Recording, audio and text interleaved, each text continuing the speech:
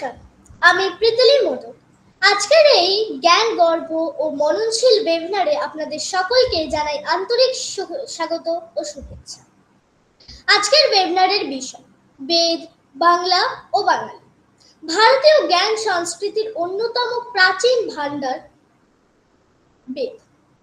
তার দর্শন, ভাষা ও সাংস্কৃতিক প্রভাব কিভাবে বাংলা ভাষা ও বাঙালির মননকে সমৃদ্ধ করেছে, সেই গুরুত্বপূর্ণ বিষয় নিয়ে আজকের আলোচনা। আজকের বিশিষ্ট বক্তা প্রফেসর উদয়চন্দ্র বন্দ্যোপাধ্যায় মহাশয়। সংস্কৃত সাহিত্য ও বৈদিক গবেষণার এক সুপরিচিত নাম। তিনি বেহালা কলেজ, কলকাতার সংস্কৃত বিভাগের অবসরপ্রাপ্ত অধ্যাপক। তিনি সংস্কৃত ও বাংলায় MA, BEd এবং PhD ডিগ্রিধারী। এছাড়াও তিনি Rabindra Bharati university, Jadavpur university, Medinipur college, Diamond Harbour women's ইউনিভার্সিটিতে অতিথি অধ্যাপক হিসেবে যুক্ত ছিলেন।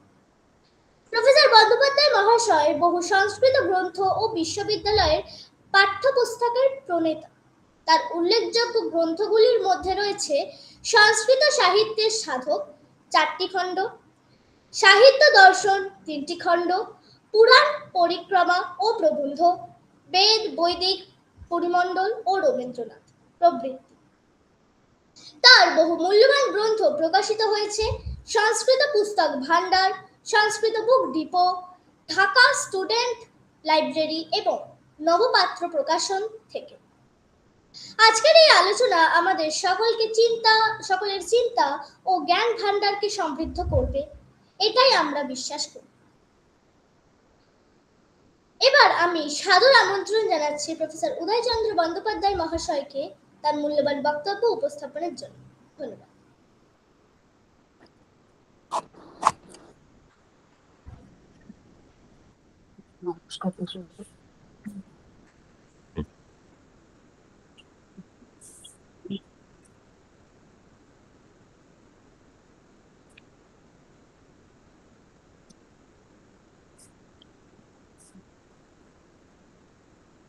শুরু করুন স্যার।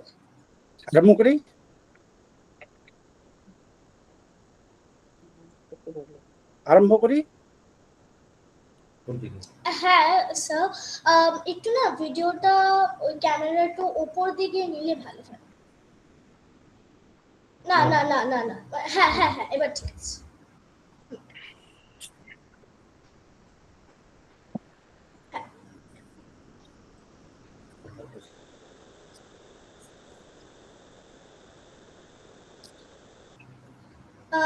স্যার, আপনার পেছনে যে লাইটটা, ওটা কি অফ করা যাবে?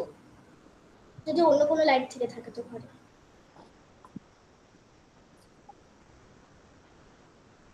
Hello sir.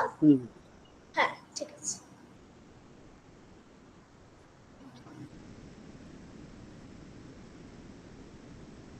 ঠিক আছে, হ্যাঁ স্যার, শুরু করুন। সভ্যেভ্য সভাপতিভ্যশ্চ নমো নমঃ। আজকে আমরা যে বিষয়টি নিয়ে আলোচনায় প্রবৃত্ত হয়েছি, সেটি যেমন একদিকে ব্যাপক আলোচনার দাবি রাখে এবং সঙ্গে সঙ্গে এই বিষয়টি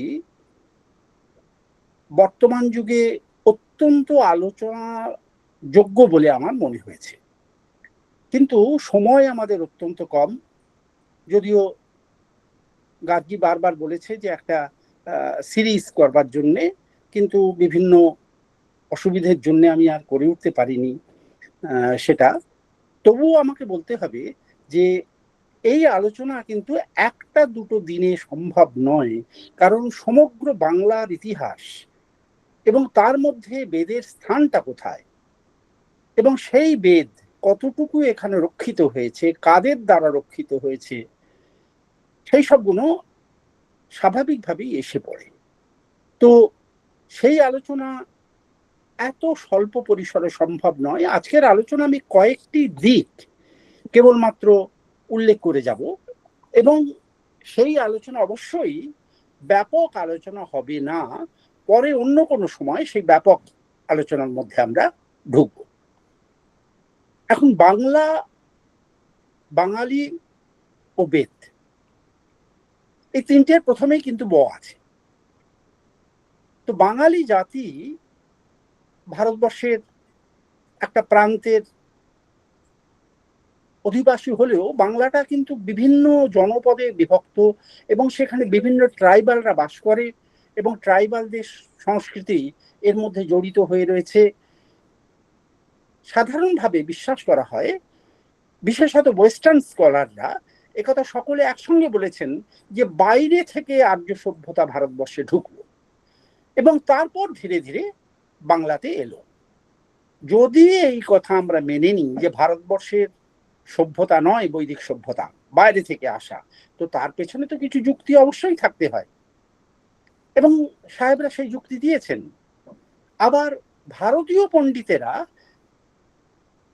অনেক পরে সাহেবদের সেই যুক্তি খণ্ডন করবার জন্য বারবার বলেছেন যে না, আর্যরা ভারতীয় ব্যক্তিত্ব, তারা বাইরে থেকে কোনো আগত লোক নয়, এবং ভারতবর্ষের আদি সংস্কৃতি হলো এই বৈদিক সংস্কৃতি বা আর্য সংস্কৃতি। তো আর্যরা বাইরে থেকে এসেছেন এই কথা যারা বলছেন, তাদের মধ্যে কিন্তু বাঘা বাঘা পণ্ডিতেরা আছেন, এবং বিশেষত পাশ্চাত্য পণ্ডিতেরা তার অগ্রদূত, প্রাচ্য পণ্ডিতেরাও তাদের ওই লেজুর বৃত্তিতে সমর্থন করে গেছেন। কারণ আমরা যে বেদ পড়তাম পরম্পরায়, ব্রাহ্মণ্য ধারায়, সেই বেদ কিন্তু কেবলমাত্র নিজেদের মুখস্থ করবার জন্যে, গুরু পরম্পরায় শাস্ত্রধারাকে ধরে রাখার জন্যে, এবং সঙ্গে সঙ্গে সেই বেদ জ্ঞানের দ্বারা আত্মোন্নতি ঘটিয়ে পরম ব্রহ্মের কাছে যাবার উপায় হিসেবে একটা রাস্তা বলে আমাদের মনে হতো। তো সাহেবরা যখন ভারতে এলেন, বিশেষত এশিয়াটিক সোসাইটি প্রতিষ্ঠার পর, স্যার উইলিয়াম জোন্স এই এশিয়াটিক সোসাইটির প্রথম দিকপাল পণ্ডিত। তখন আমাদের এখানে ওয়ারেন হেস্টিংস ছিলেন ভাইসরয়। তো সাধারণত বড় পোস্ট হলে সেইখানেতে তো ওই মহামান্য যারা পলিটিক্যাল পাওয়ার যারা গেইন করে আছেন তাদেরই বসাবার একটা চেষ্টা করা হয়। তো এশিয়াটিক সোসাইটি যেহেতু পাশ্চাত্যের শাসকদের পয়সায় তৈরি হয়েছিল, এই জন্যে উইলিয়াম হেস্টিংসকে বলা হলো যে আপনি এর চেয়ারম্যান হন। কিন্তু হেস্টিংস বললেন না না, আমি এর যোগ্য ব্যক্তি নয়, এর যোগ্য ব্যক্তি হলেন উইলিয়াম জোন্স। উইলিয়াম জোন্স 17টা ভাষা জানতেন, বিরাট পণ্ডিত ছিলেন, এবং তিনি এই এশিয়াটিক সোসাইটির যোগ্যতম ব্যক্তি ছিলেন, তাতে সন্দেহ নেই। এবং তিনি সঙ্গে সঙ্গে কলকাতায় তখন ছিল আমাদের সুপ্রিম কোর্ট, কারণ আমরা তো ব্রিটিশের অধীন, তো ব্রিটিশদের যে আইন বিধি, সেই আইন বিধি ছিল আমাদের আইন বিধি, এবং সেই কোর্টটি এখন যে হাইকোর্ট বিল্ডিং, সেই বিল্ডিংই সুপ্রিম কোর্ট বসত। তো সেইখানেতে তিনি ছিলেন প্রধান। ফলে তিনি যখন এলেন তখন দেখলেন যে এখানে বিচারের কিছু হয় না। তার কারণ এত পয়সা খরচা করে তার সমস্ত ফর্মালিটি মেনটেন করে লোককে আনা অসম্ভব ব্যাপার। তো তখন তিনি ঠিক করলেন তাহলে বাকি সময়টা তিনি কি করবেন। তিনি দুজন পণ্ডিতকে রেখে, নেটিভ পণ্ডিত, ভারতীয় পণ্ডিত অবশ্যই, তাদের কাছ থেকে তিনি পড়তে আরম্ভ করলেন, এবং তার পাঠ্য বিষয় ছিল স্মৃতিশাস্ত্র। অর্থাৎ তারা আসার আগে আমাদের এখানে কিভাবে বিচার ব্যবস্থা চলত। হেস্টিংস লক্ষ্য করলেন যে এখানে বিচার ব্যবস্থার দুটো ধারা আছে। একটা হলো মুসলমানরা তাদের সারিয়াত আইন অনুসারে বিচার করে, আর হিন্দুদের মধ্যে স্মৃতিশাস্ত্র, যার প্রধান বক্তা হলেন মনু, এবং এর পরে আরো অনেক স্মৃতিশাস্ত্র আছে, এবং 19টা প্রধান স্মৃতিশাস্ত্র, তারপরেও 100 স্মৃতিশাস্ত্র আছে।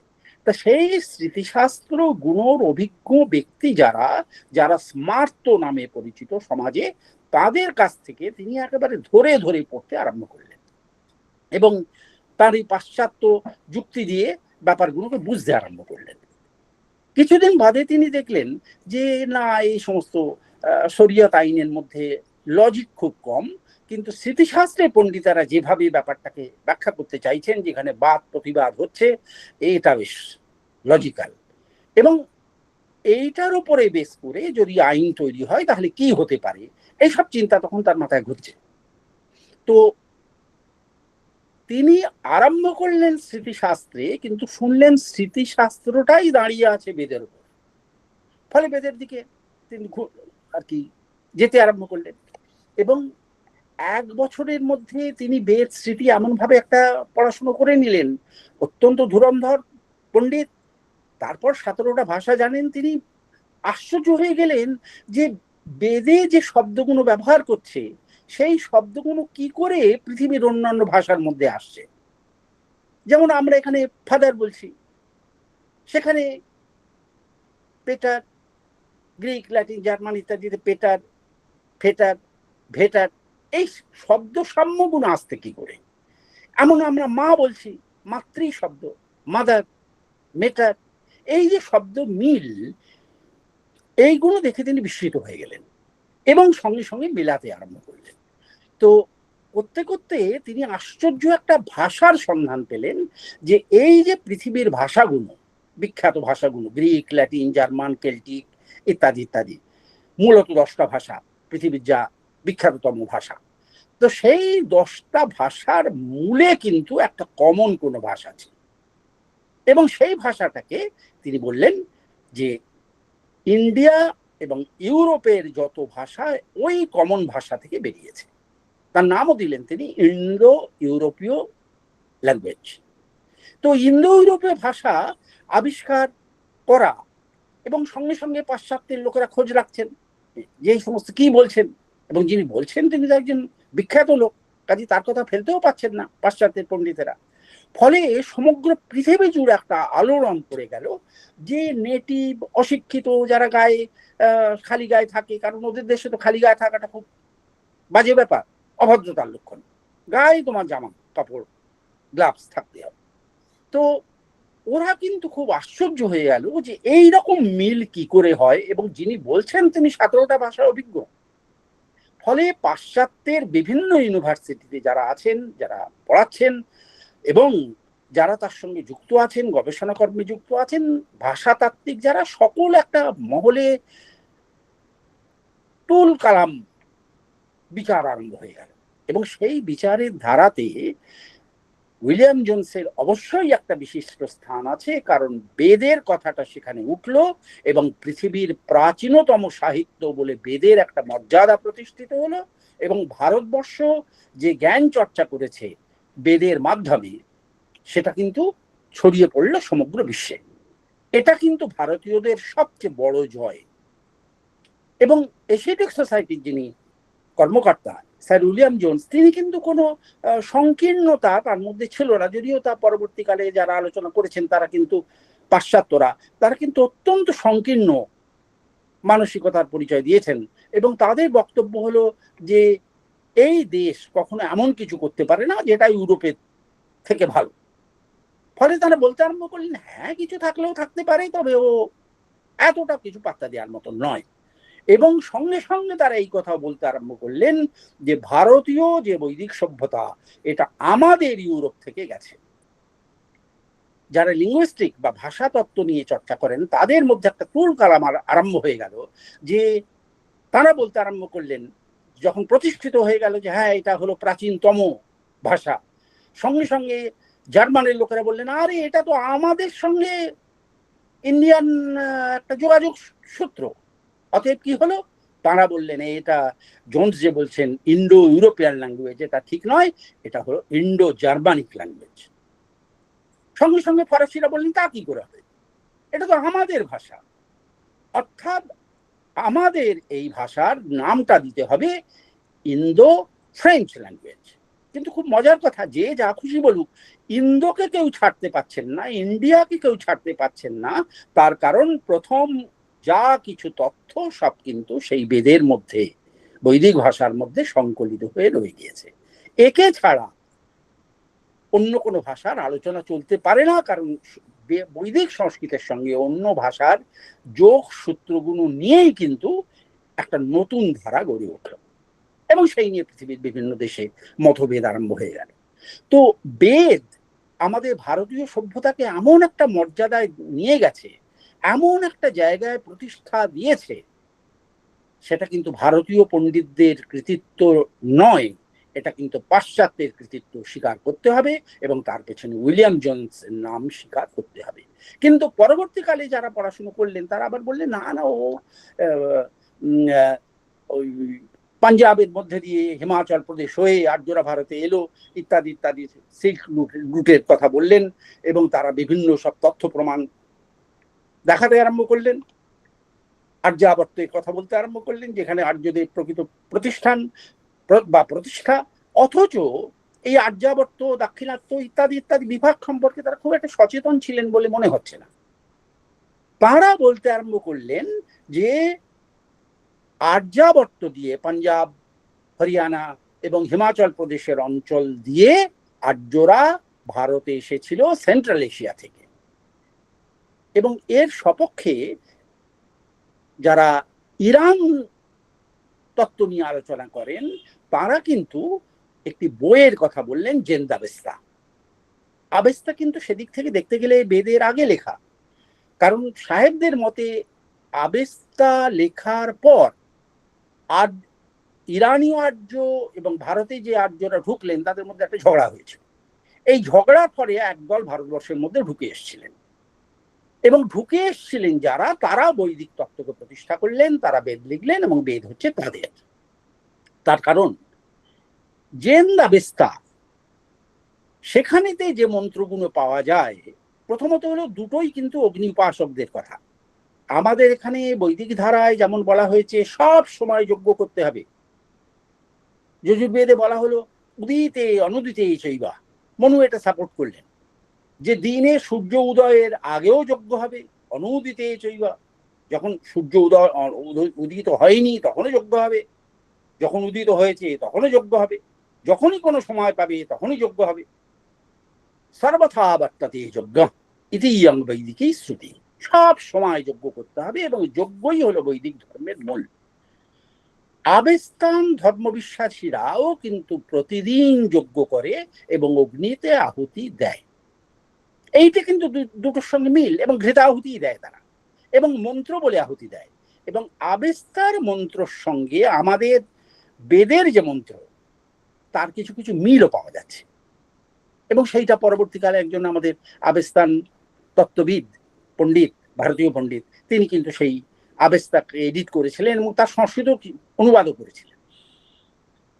আমরা পরে আসছি যে এই নিয়ে চর্চাটা কিন্তু বাংলাদেশেই হয়েছিল, যদিও তিনি বাঙালি ছিলেন না, পার্সি ছিলেন।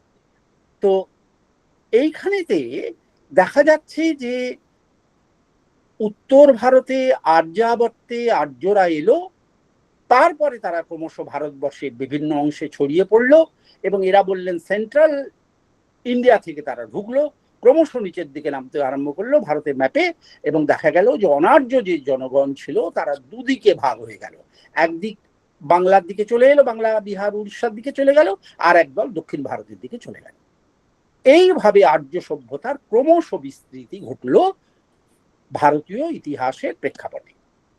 এবং আমরা সেইখান থেকেই কিন্তু বাংলার অধিবাসী হিসেবে বেদ চর্চার একটা ধারা পেলাম। আর্যরা যেখানে আছে সেখানেই তো সংস্কৃত ভাষা, সেখানেই হচ্ছে বৈদিক চর্চা, কারণ বেদ হচ্ছে সমগ্র শাস্ত্রের মূল। মনু এসে বললেন বেদো অখিল ধর্মমূলম, সমস্ত ধর্মের মূল হলো বেদ। স্মৃতিশাস্ত্র তারপরে, যতক্ষণ বেদের কথা বলবে ততক্ষণ অন্য অন্য শাস্ত্রের প্রামাণ্য আছে, যেই বেদের সঙ্গে বিরোধী হয়ে যাবে তখন সেই কথাগুলো বাতিল হয়ে যাবে, সেগুলো সনাতন ধর্মের কথা নয়, অর্থাৎ সেগুলো আমাদের ধর্ম নয়। এই জন্যে পরবর্তীকালে স্মৃতিশাস্ত্রকার বৃহস্পতি এসে বললেন মনবার্থা বিপরীতা যা সা স্মৃতির ন প্রশস্যতে, মনোর অর্থের সঙ্গে যদি অন্য কোনো শাস্ত্রের অর্থের বিরোধ হয়, তত্ত্বের বিরোধ হয়, তাহলে সেই শাস্ত্রটি প্রশস্ত নয়, সেটি বাতিল হয়ে বলে গণ্য হবে। কিন্তু মনে রাখতে হবে যে আর্যাবর্তের কথা তারা বলছেন, ভারতবর্ষের বাইরে থেকে এলো আর্যরা, এই সমস্ত কথাবার্তা বলছেন, তাদের তো প্রমাণ একটা দেখাতে হবে, যে কি প্রমাণ দিয়ে। তার খালি ভাষা তত্ত্ব দিয়ে হয় না। ভারতীয় প্রভাব ওদের উপর পড়েছে না ওদের প্রভাব ভারতের ভাষার উপর পড়েছে, এই কিন্তু কন্ট্রোভার্সিয়াল ব্যাপার। অনেক দিন পরে সেন্ট্রাল এশিয়াতে খোঁজ করতে করতে খুঁড়তে খুঁড়তে স্যার অরেল স্টাইন তিনি একটা পাথরের লিপি পেলেন, ভাঙা, তার একটু খানিকটা ভাঙা ছিল, তা সেটাকে বলা হয় বোকাচকই লিপি। এই বোকাচকই লিপিতে একটা রাজার সঙ্গে, একটা মেটার্নি রাজার সঙ্গে হিটাইট রাজার একটা সন্ধি হচ্ছে, ট্রিটি হচ্ছে। তো সেইখানেতে ট্রিটির আগে ইন্দ্র বরুণা না হত্যা, অর্থাৎ না সত্ত্বেও বেদের, এদের সকলকে প্রণাম করা হচ্ছে। তাহলে যখন সেন্ট্রাল এশিয়াতে এই লিপি খোদাই করা হচ্ছে, তখন অবশ্যই সেখানে ইন্দ্র বরুণ নাসত্য প্রভৃতি দেবতারা পূজিত হতেন। কিন্তু তাতেও কিছু প্রমাণ হলো না, কারণ ভারতবর্ষ থেকে যাবার সময় সেন্ট্রাল এশিয়ায় তারা এই সমস্ত দেবতার নাম নিয়ে গিয়েছিলেন না, এই সমস্ত দেবতার নাম নিয়ে তারা ভারতবর্ষে প্রবেশ করেছিলেন। কাজেই সাহেবরা দেখলে যুক্তির মধ্যে ঝামেলার মধ্যে পড়তেই হবে, যে কোনো যুক্তিতেই দিই, যে কোনো ভাবেই আমরা এগোই, ঝামেলায় আমরা পড়ব।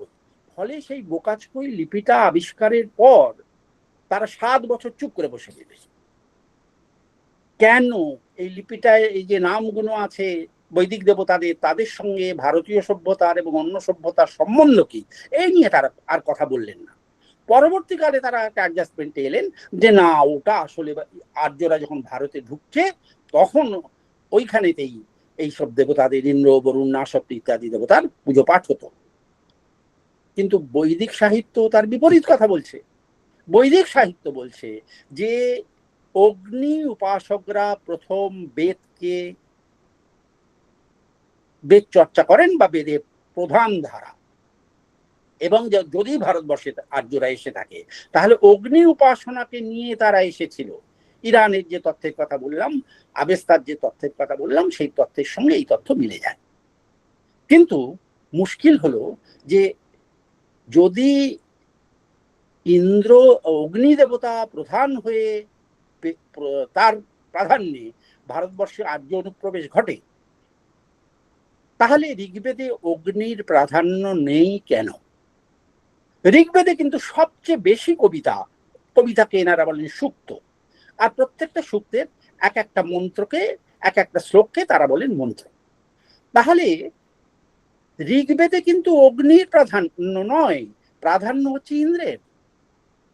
তাহলে ইন্দ্রের অধীনেই তারা ভারতবর্ষে ঢুকেছিলেন, এবং তার আগে ভারতবর্ষে একটা অবশ্যই সভ্যতা ছিল, যাকে আমরা বলি সিন্ধু সভ্যতা।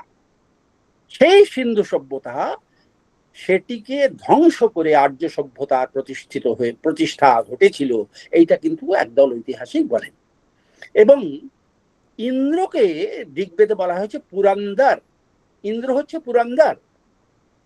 এবং পাঞ্জাব অঞ্চল দিয়ে যদি আর্যরা ঢোকে, তাহলে দেখবেন পাঞ্জাবি নামগুলোর মধ্যে সব ইন্দার ইন্দার কথাটা আছে, সুরিন্দর, মহিন্দর, দেবেন্দর। ওই ইন্দ্র কথাটা ওদের সেই শৌর্যবীর্যের প্রতীক হিসেবে নামের মধ্যে ঢুকে থাকে। তাহলে ইন্দ্রের নেতৃত্বে তারা ভারতবর্ষে প্রতিষ্ঠিত যখন এলেন, তখন তারা কি করলেন? প্রথম হচ্ছে অনার্য অথবা আর্য, তার এর আগে আসা যারা অগ্নি উপাসক ছিলেন তাদের ভেঙে ফেললেন, তাদের ধ্বংস করলেন। এবং এই ধ্বংস করবার জন্য তাদের সিটি ছিল, তাদের পুর ছিল। এই জন্য বলা হচ্ছে যে এটা হলো সিন্ধু সভ্যতা। পুরকে ধ্বংস করলেন, এই জন্য ইন্দ্র হলেন পুরাহান্দার বা পুরন্দর। তাহলে ইন্দ্রের, এবং বেদে অনেক জায়গায় বলা হয়েছে ইন্দ্র নতুন দেবতা, এবং ইন্দ্রকে নিয়ে অনেক মস্করাও করা হয়েছে যে এত মদ খেতেন যে তার পেট ফুলে গিয়েছিল। স্ফীতোদকা, সোমপানা স্ফীতোদকা, অনেক সোম পান করে তিনি পেট ফুলে গেছেন। তাহলে মাতাল পেটুক একটা চরিত্র, এবং অনেক মাংস খান, তার জন্য যে শত শত মহিষ পাক করা হচ্ছে, এই ঋগ্বেদে অনেক জায়গায় আছে। এখনো এটা নতুন একটা আলোচনা হতেই পারে যে তারা গরু মোষ খেতেন না। এইসব যারা খেতেন না বলছেন, তারা ঋগ্বেদ একবার অন্তত পড়ে দেখুন, তাহলে বুঝবেন যে কত বড় কি যুক্তিহীনতার পথে তারা যাচ্ছেন। তাছাড়া তারা যখন যজ্ঞকে নিয়ে এলেন, যজ্ঞকে যখন এখানে প্রতিষ্ঠিত করলেন, তখন কিন্তু তার সেই যজ্ঞের বিস্তৃত তালিকা আছে, যজ্ঞ অনেক। তার মধ্যে প্রধান যে যজ্ঞ সেটা হলো সোমযাগ। এই সোমযাগ করতে গেলে যে অগ্নিটাকে জ্বালাতে হয়, সৌমিকী অগ্নি, সেইখানে কিন্তু 7টি পশু বলি দিতে হয়। কাজেই বলি ছাড়া যজ্ঞ হতে পারে না।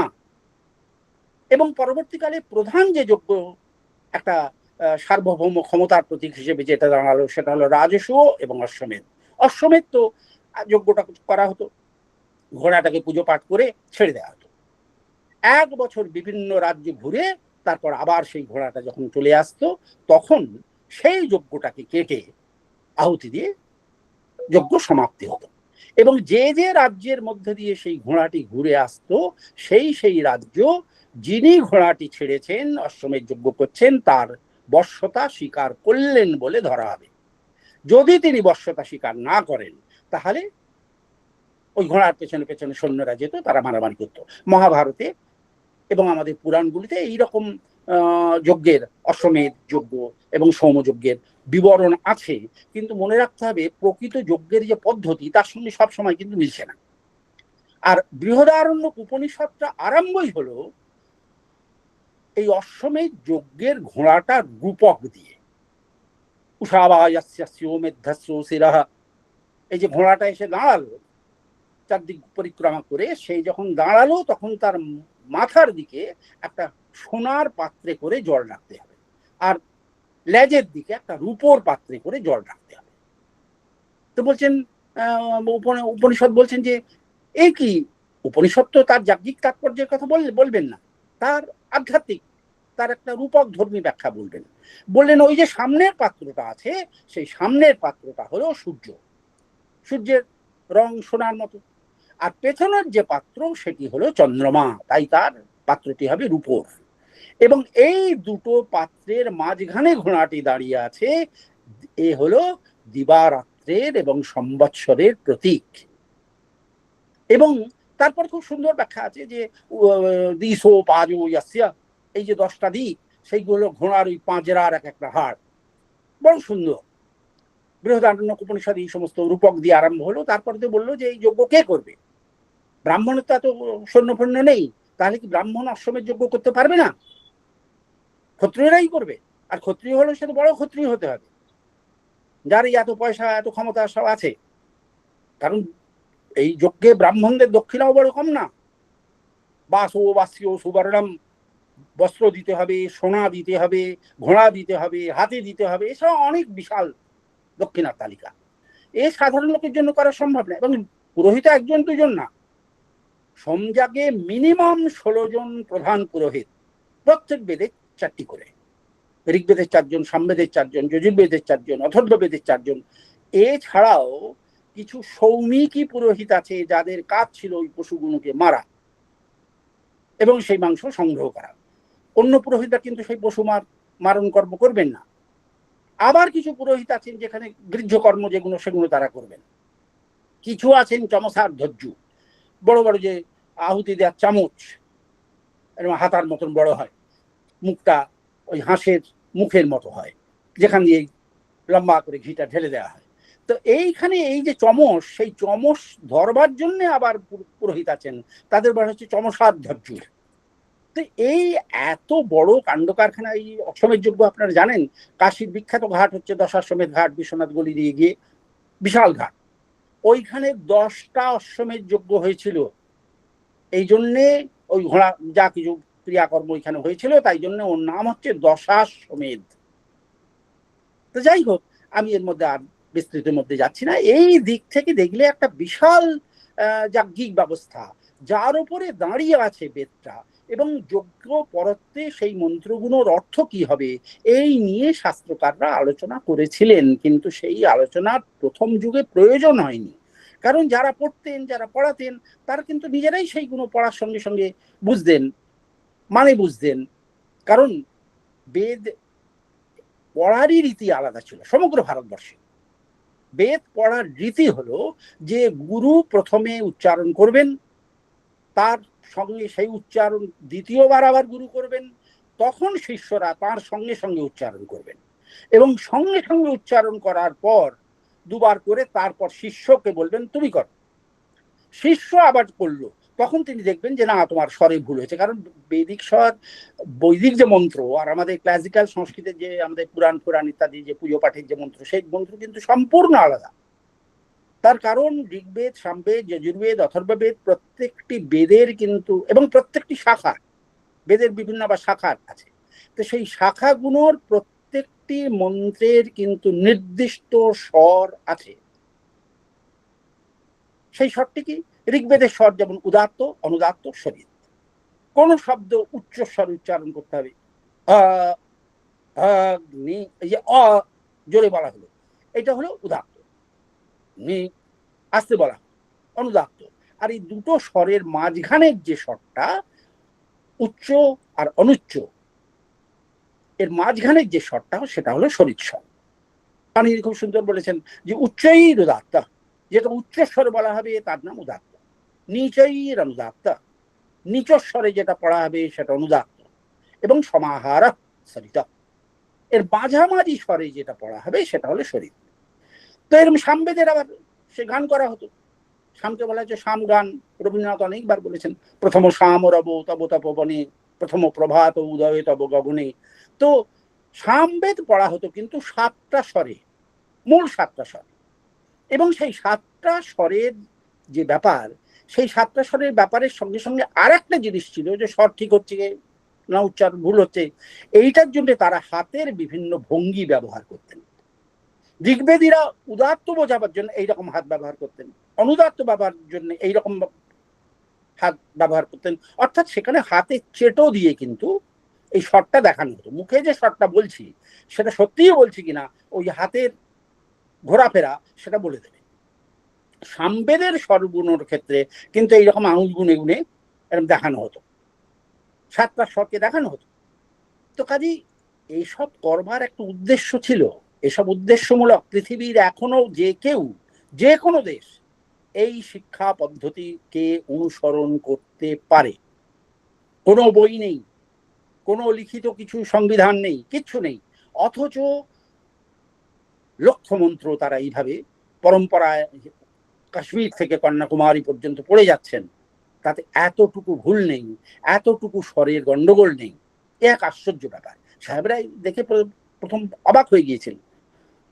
কারণ সাহেবরা যখন শাসন করতে এলেন তাদের একটা গুণ ছিল যে তারা সব খবরাখবর রাখতেন, খুব খবরে। তো শুনলেন যে ভারতবর্ষের এই সমস্ত একটা বেদ আছে, সেইটা নাকি এইরকম বিভিন্ন জায়গায় চলে এবং সমস্ত পুরোহিতরা একরকম করে। এইটা ইংরেজরা আর আগেই ফরাসিদের একজনের মাথায় ঢুকেছে। এই আশ্চর্য ব্যাপার, এটা কিন্তু দেখতে হচ্ছে। তো তখন তারা করলেন কি, তাদের বই নেই, কিছু নেই, কারণ বই লেখাই নেই কিছু। তখন তারা করলেন কি, যে দক্ষিণ ভারত থেকে কয়েকজন পণ্ডিতকে ধরে নিলেন, ধরে কারাগারে, শাসক তো তাদের হাতে, পলিটিক্যাল ক্ষমতা তাদের হাতে, তাদের ধরে কারাগারে পুরে দিলেন, পুরে দিয়ে বললেন যে বেদ বলো, আমরা সেগুলো নোটেশন দেবো, টুকবো। তো পণ্ডিতরা দেখলেন এই অধর্মীদের বিধর্মীদের কাছে যদি এই বেদের মন্ত্র বলি তাহলে আমরা তো অপবিত্র হয়ে যাব, আমাদের ব্রাহ্মণত্ব ক্ষতিগ্রস্ত হবে, বেদ ক্ষতিগ্রস্ত হবে। কারণ শ্রুতি কখন তো গুরু শিষ্যকে শোনাবে, অন্য কেউ বিধর্মীকে তো শোনাতে পারে না। ফলে তারা কতগুলো হিন্দি গান ফান, ওইসব দেশীয় ভাষায় গান ফান গিয়ে বলেই হয়ে গেছে। তোরাও সেগুলো টুকে নিল। টুকে নিয়ে ওরা তো যারা রাজকর্মচারী আছে তারা তো এত বোঝে না, এটা অরিজিনাল ল্যান্ডে পাঠিয়ে দিল।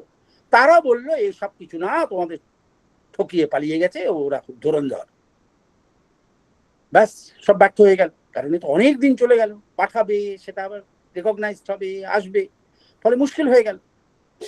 এরপরে কিন্তু তারা আর সেই ভুল করলো না, পরিষ্কার ডেকে যখন আবার ধরলো, বললো কনফার্ম না হলে কিন্তু তোমাদের ছাড়া হবে।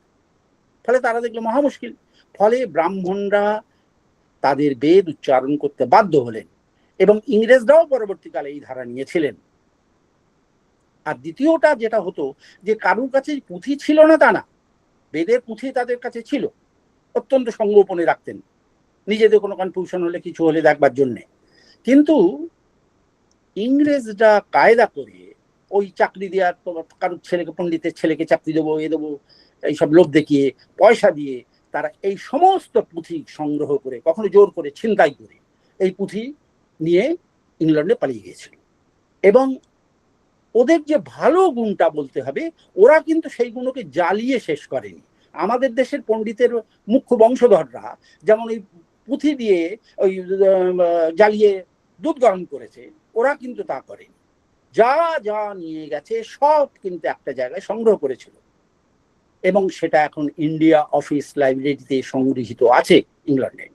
তো কাজেই মনে রাখতে হবে যে একটা বিরাট ধারা কিন্তু ভারতবর্ষে চলছিল, এবং ইংরেজরা তার সন্ধান পেল, ফরাসিরা তার সন্ধান পেল প্রথমে, তারপরে ইংরেজরা, তারপরে ভারতের সমগ্র পৃথিবী ব্যাপী ছড়িয়ে পড়লো এই বেদের কথা। তো এই বেদ যদি ওইখান থেকে এসে থাকে, হিমাচল প্রদেশ, পাঞ্জাব, পাঞ্জাবের কথা এরা বারবার বলছেন, তার কারণ হলো পাঞ্জাবের যে 5টি নদী, পাঞ্জাব কথাটাই এসছে পঞ্চাব, 5টি নদীর জল, পঞ্চাব থেকে পাঞ্জাব, পাঞ্জাব। তো এই পঞ্চ নদীর তীরে বেদের বিকাশ হয়েছিল, এটা হলো তাদের বক্তব্য। এবং বেদের বিভিন্ন মন্ত্র থেকে তারা তুলে তুলে দেখিয়েছে, দেখো এইখানে এই নদীর নাম আছে, এই নদীর নাম আছে। বিশেষত নদী সূক্তে এই নদীর নামগুলোকে নিয়ে যারা রিসার্চ করেছেন তারা বলেছেন পাঞ্জাব অঞ্চলে বসে এইসব নদীর ধারে এইসব বেদ মন্ত্র লেখা হয়েছিল। তো বেদ সেইখান থেকে ঘুরতে ঘুরতে যখন বাংলাতে এসে পৌঁছলো, সে তো কয়েক 100 বছরে হয়নি, হয়তো কয়েক হাজার বছর লেগেছে। তাহলে এইখানেতে এত দূর রাস্তায় যখন সে আসে, তখন সেই মৌখিক ধারা কিন্তু আর ঠিক থাকে না, পরিবর্তিত হতে বাধ্য। এবং বৈদিক যজ্ঞের যে ধারা, তাও পরিবর্তিত হতে বাধ্য। যদি আমরা দেখি যে বৈদিক যজ্ঞের যে সমস্ত কথা বলা হয়েছে, আগেই আমি বললাম যে বৈদিক যজ্ঞের যে নীতি নিয়ম ইত্যাদি ইত্যাদি আছে, সেই নীতিগুলোর সঙ্গে যদি মহাভারত রামায়ণে যে যজ্ঞটা হচ্ছে, অশ্বমেধ যজ্ঞ, পুত্রেষ্টি যজ্ঞ, হ্যান ত্যান, তার যে নিয়ম কানুনের সামান্য বর্ণনা আছে, যদি মেলাই তাহলে মিলবে না। তার মানে হলো মহাভারত, রামায়ণ, পুরাণ যখন লেখা হয়েছে তখন সেই সমস্ত নীতি পরিবর্তন হয়ে গেছে। এমনকি শতপথ ব্রাহ্মণ, যে ব্রাহ্মণটি যজুর্বেদের ব্রাহ্মণ, সেখানে বলা হচ্ছে যে সোমযাগ নষ্ট হয়ে গেছে, এবং সোমযাগ নষ্ট হয়ে গেছে, এবং সোমলতাও পাওয়া যাচ্ছে না, কারণ পাহাড়ের মধ্যে ছোট ছোট টিলার ভেতরে যে গর্ত, যেখানে সূর্য আলো ভালোভাবে প্রবেশ করে না, সেইখানে সোমলতা হয়। এবং সেই সোমলতাগুলো দেখতে আমি দক্ষিণ ভারতে যজ্ঞ দেখতে গিয়েছিলাম।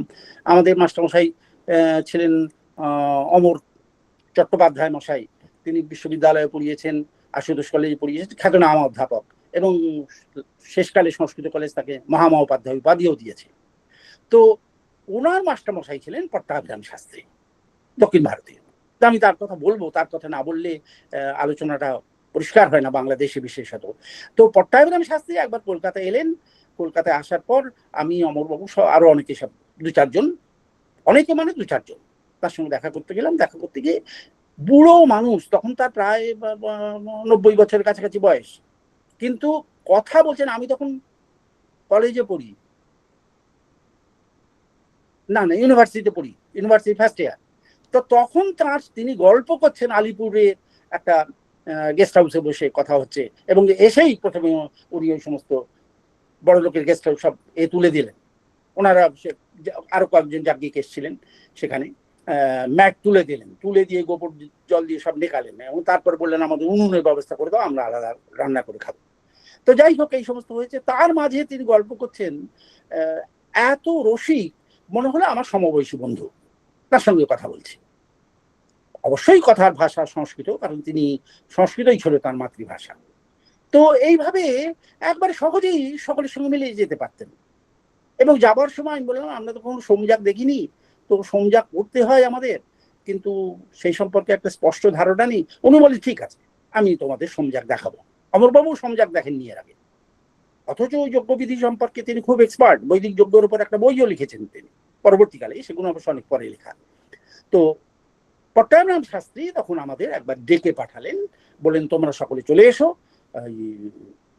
মহারাষ্ট্রে নাসিকের কাছে এটা একটা যজ্ঞ হবে, সোমযাগ, সেখানে ঋগ্বেদী হিসেবে পরিচালনা করবেন আমার বন্ধু, তো তুমি চলে এসো তোমরা সকলে, তোমাদের সব গেট পাসের ব্যবস্থা হবে। তো অবশ্যই আমরা ধুতি টুতি পরতাম, কাজে অসুবিধা হয়নি। প্রাথমিক যখন গেলাম তখন খুব সাদর অভ্যর্থনা করলেন, কিন্তু পরবর্তীকালে সেই অভ্যর্থনা খুব একটা সাদর ছিল না, কারণ মাঝে মাঝে বলতেন একটু তোমরা বেরিয়ে যাও, এই যাও, এইসব করতেন।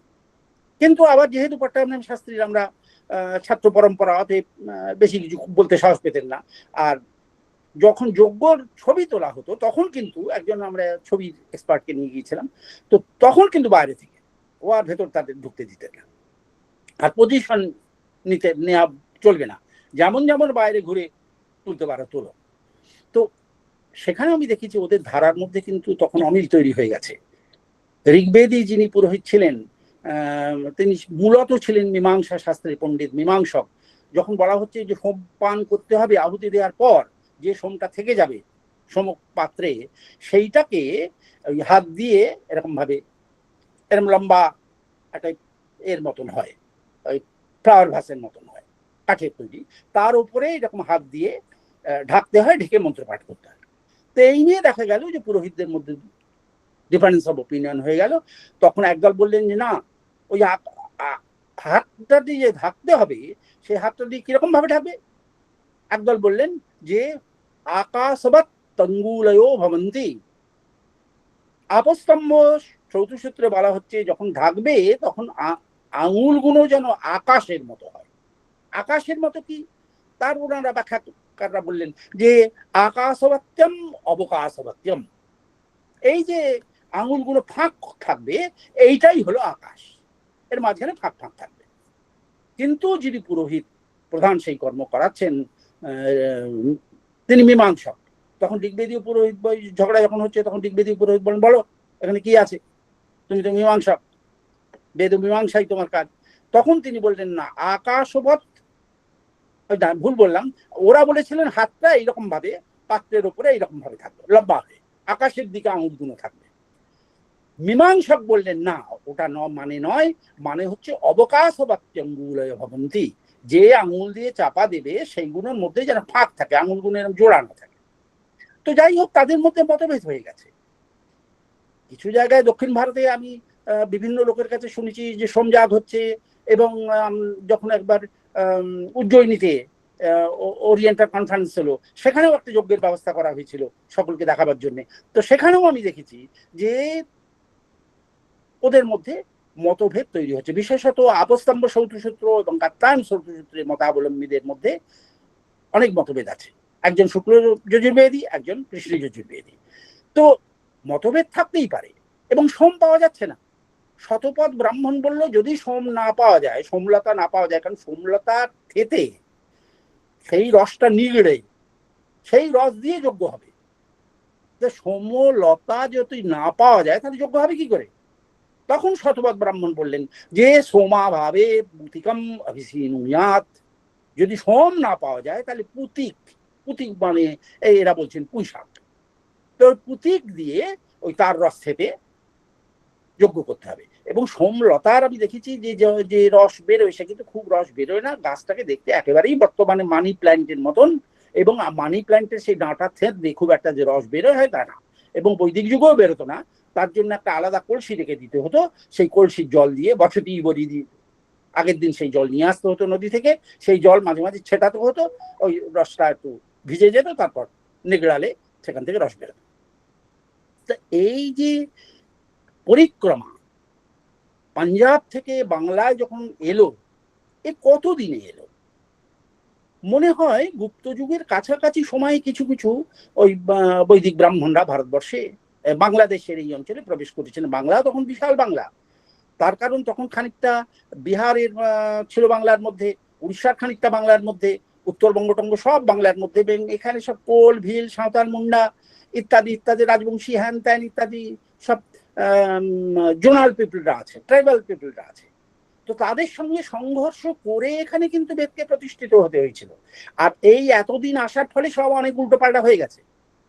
মূলত ইতিহাসের গল্প যেটা বলে সেটা হলো বাংলার পাল সেন যুগে ব্যাপকভাবে এখানে এই ব্রাহ্মণ্য ধারাদের আবির্ভাব ঘটে, আগমন ঘটে, এবং বিশেষত পালরা ছিলেন বৌদ্ধ, কিন্তু সেনরা ছিলেন একেবারে খাঁটি বৈদিক।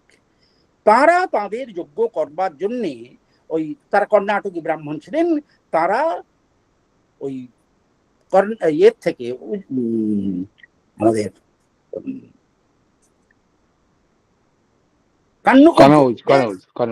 কনৌজ থেকে ব্রাহ্মণদের এখানে নিয়ে এলেন এবং কাদের কাদের আনলেন সে সব আমরা ইতিহাসে পাই, তাদের নাম আছে। এখানে এনে যাদের বসতি করেছিলেন, কারণ তারা ভেবেছিলেন যে বৈদিক সংস্কৃতিকে এরা চারদিকে জনগণের মধ্যে ছড়িয়ে দেবে।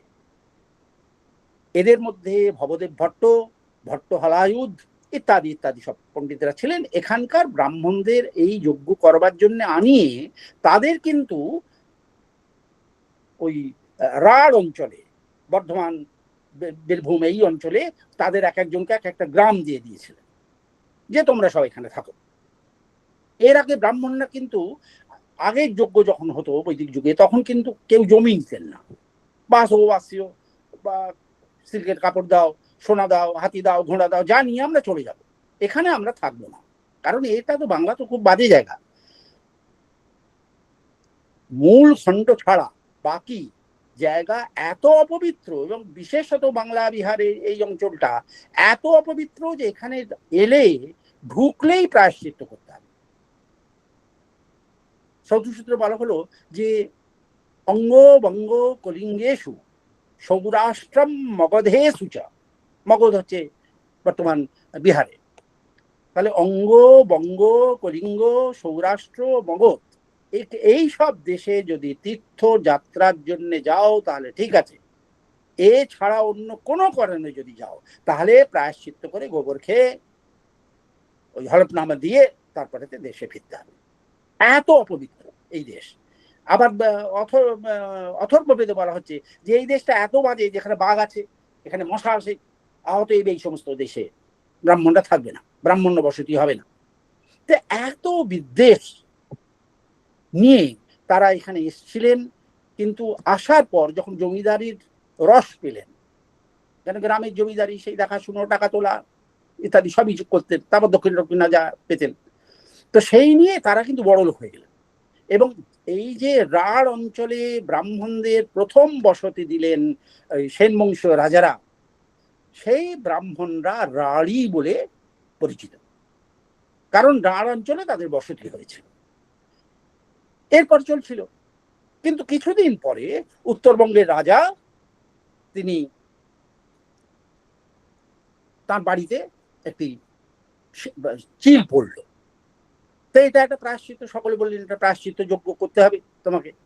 অতএব সঙ্গে সঙ্গে তারা ওই এখানে যে ব্রাহ্মণরা এসেছিলেন সেন রাজত্বকালে তাদের ডেকে পাঠালেন যে আপনারা এসে আমার ওই যজ্ঞ করে দিন।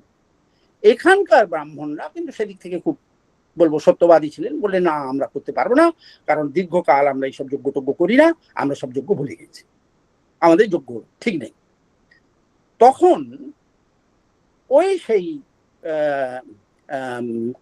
কনৌজ থেকে আবার সমস্ত লোকেদের ডেকে পাঠানো হলো যে আপনারা এখানে আসুন। এবং বর্মন রাজারা, শ্রীচন্দ্র বর্মণাকৃতি ইত্যাদি ইত্যাদি আমরা লিপিতে পাচ্ছি, তা শ্রীচন্দ্র বর্মন রাজাদের নেতৃত্বে আর এক দল ব্রাহ্মণ এখানে এসে আবার যজ্ঞ করতে এলেন। যজ্ঞ করতে এসে তাদেরকে আবার সেটেলমেন্ট দেওয়া হলো, জমি দেওয়া হলো। এটা কিন্তু উত্তরবঙ্গে দেওয়া হলো, যাদের বলা হয় বারিন্দ্রী, বরেন্দ্র ভূমি মানে গঙ্গার ওপারে, মালদার ওপারে, সেই অঞ্চলে যারা ব্রাহ্মণরা এসে বসতি স্থাপন করলেন, এই যজ্ঞ করার পর তারা বসতি স্থাপন করলেন, তাদেরও গ্রাম দিয়ে দেওয়া হলো, তারা বারেন্দ্রী ব্রাহ্মণ। রাঢ়ী ব্রাহ্মণদের মধ্যে ব্যানার্জি, মুখার্জি, চ্যাটার্জি, গাঙ্গুলি, কিন্তু রাঢ়ীদের বারেন্দ্রীদের মধ্যে অনেক টাইটেল, মুকুটমণি, তলাপাত্র, লাহাড়ি ইত্যাদি ইত্যাদি, ওদের অনেক টাইটেল লোক পাওয়া যায়। তো চলছিল, কিভাবে বেদ চলছিল সে এক মজার ব্যাপার।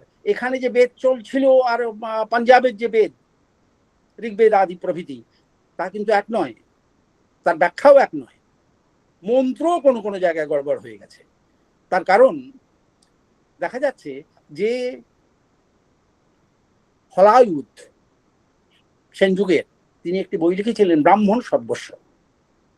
এই ব্রাহ্মণ সর্বস্ব মন্ত্রের তিনি যে সমস্ত মন্ত্রের ব্যাখ্যা দিলেন, অল্প কিছু মন্ত্র, বেদের মতন এত বিস্তৃত না, কি অল্প কিছু তাদের প্রয়োজনীয় যেসব মন্ত্র তার কিছু ব্যাখ্যা দিলেন।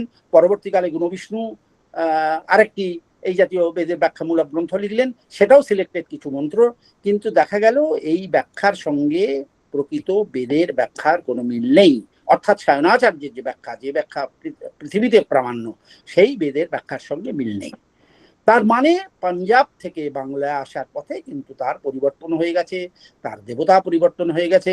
অম্বা অম্বিকে অম্বালিকে, এখানে মাতৃপুজো বেশি বাংলা জোনে, ফলে ওই ট্রাইবাল লোকেদের সঙ্গে যোগাযোগ হয়েছে, মাতৃপুজো হচ্ছে। মাতৃপুজোয় কি মন্ত্র ব্যবহার হবে? অম্মা অম্বিকে অম্বালিকে ইত্যাদি মন্ত্র ব্যবহার করা হচ্ছে, যেটা অশ্বমেধ যজ্ঞের মন্ত্র। তো যাই হোক, তাহলে ব্রাহ্মণের সর্বস্ব বা গুণবিষ্ণু গ্রন্থ, এইগুলো নিয়ে যদি আমরা পর্যালোচনা করি এবং সায়ন ভাষ্যের সঙ্গে মেলাই, তাহলে দেখবো যে পাল্টে গেছে। এবং এই গুণবিষ্ণুর ব্যাখ্যা কিন্তু সায়নাচার্য এর আগে লেখা। সায়নাচার্যের সময় মোটামুটি ওই মল্ল রাজারা, মল্ল না,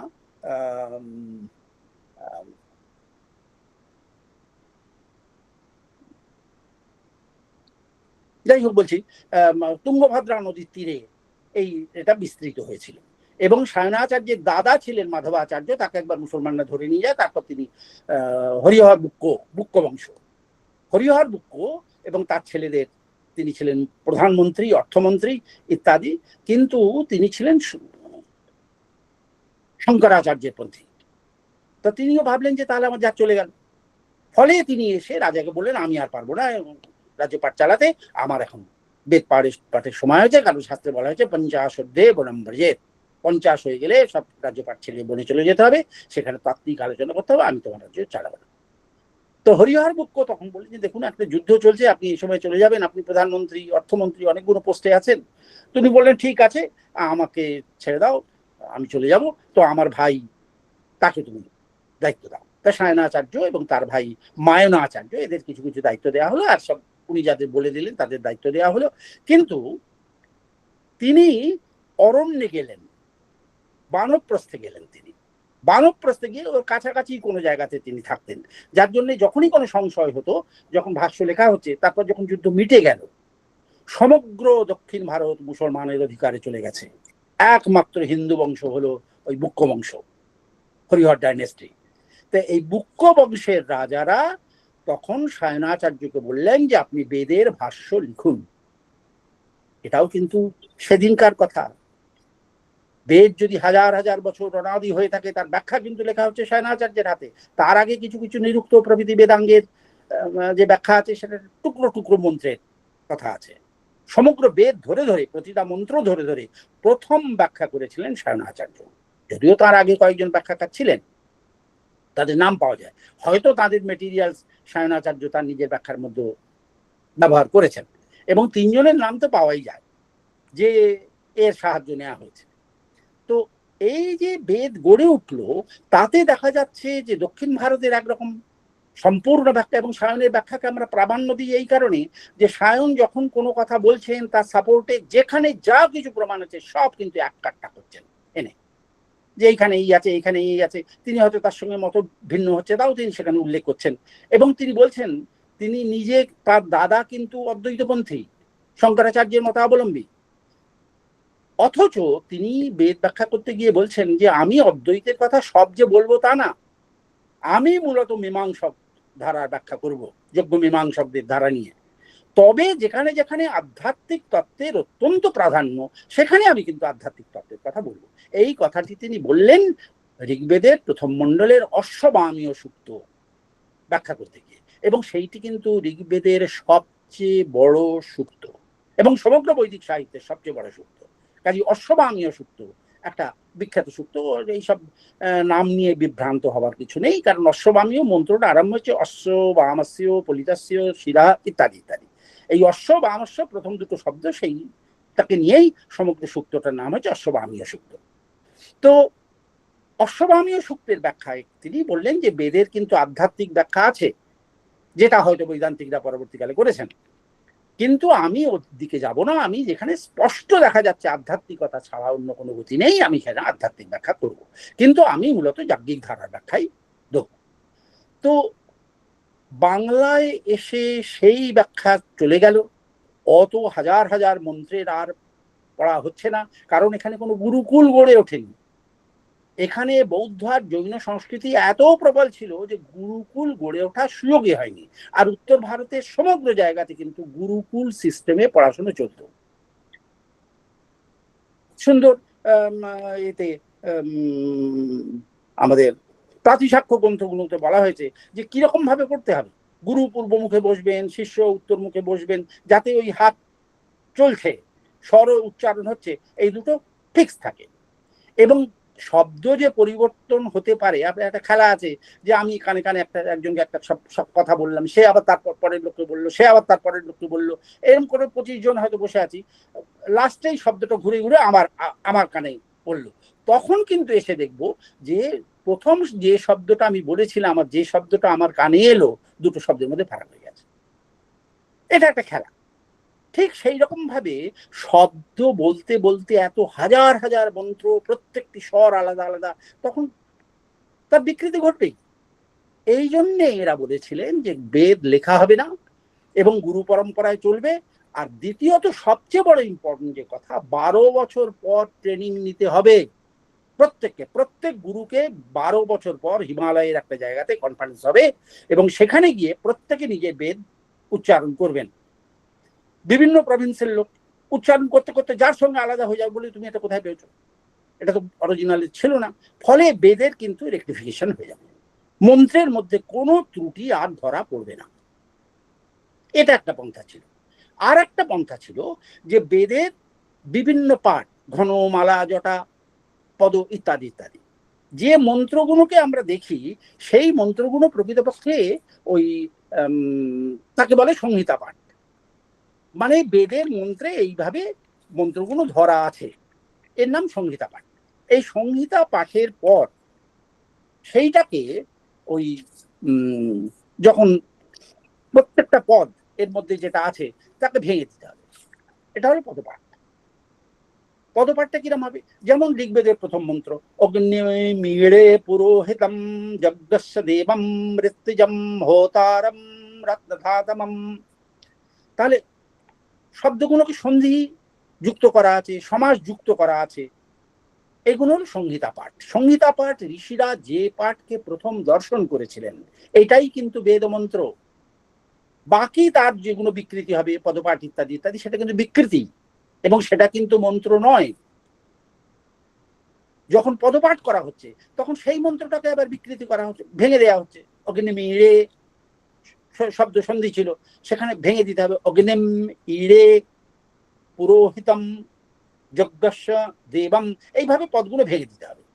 আবার এরপরে আবার ঘন, মালা, জটা ইত্যাদি করবার সময় দেখা যাচ্ছে প্রথম পদটাকে সঙ্গে তৃতীয় পদ অগ্নিম ইড়ে ইড়ে পুরোহিতম, এইরকম ভাবে একটার সঙ্গে একটা জড়িয়ে জড়িয়ে এমন ভাবে পাঠ করা হবে যে প্রত্যেকটি শব্দের পজিশন যেন ঠিক থাকে। এই 10বিধ পাঠ, অন্তত ঘনপাঠ পর্যন্ত যিনি করেছেন তিনি মোটামুটি বেদের অথরিটি। আর বাকি 10টা যিনি করেছেন তিনি তো ঠিকই আছেন, তিনি তো অথরিটি বটেই। এবং ম্যাক্স মুলার যখন বেদ সংগ্রহ করছেন, ওই এক কায়দায় এখান থেকে সব পণ্ডিতদের ধরা হলো, ধরিয়ে ম্যাক্স মুলার এখানে কখনো আসেননি, ভারতবর্ষে আসেননি, তার কাজ সব ওইখানে, এবং এই বিদেশি পয়সা এর মধ্যে খেটেছে, এর মধ্যে পাশ্চাত্যের পয়সা খেটেছে। এবং এই বইয়ের পয়সা কিন্তু যারা দিয়েছে তারা কিন্তু কি বলবো, এই বেদকে বিকৃত করার একটা চেষ্টা হয়েছে। সেসব অন্য প্রসঙ্গে ইংরেজরা কি কি করলেন না করলেন সেই কথা আমরা যাব। তা বাঙালিরা যখন বেদকে ধরলো, তখন সে কিন্তু মূলত ওই গুণবিষ্ণু ইত্যাদির যে ধারা, বিকৃতি ধারা, সেই বিকৃতি ধারাকেই পেয়েছিল। আবার এই মন্ত্রগুলোর সঙ্গে প্রয়োজনের মেটাবার জন্য তারা করলেন কি, যে কোনো কোনো মন্ত্রকে বিকৃত করে দিলেন। যেমন সতীদাহকে চালাবার জন্য একদল পুরোহিত একটি মন্ত্রের অংশকে বিকৃত করলেন, যেটা ঋগ্বেদে অন্য পাঠ আছে, এখানে তারা অন্য পাঠ করলেন, করে এটাকে সমর্থন করলেন। এবং যে মন্ত্রগুলোকে যে কাজে লাগানো হচ্ছে সেই কাজের মন্ত্রের যে অর্থ, সেই অর্থের সঙ্গে প্রকৃত মন্ত্রের কোনো মিলই নেই। যেমন সিঁদুর দেওয়ার মন্ত্র বিখ্যাত, আমি দেখেছি যে বিয়ের পর সিঁদুর দিতে হবে।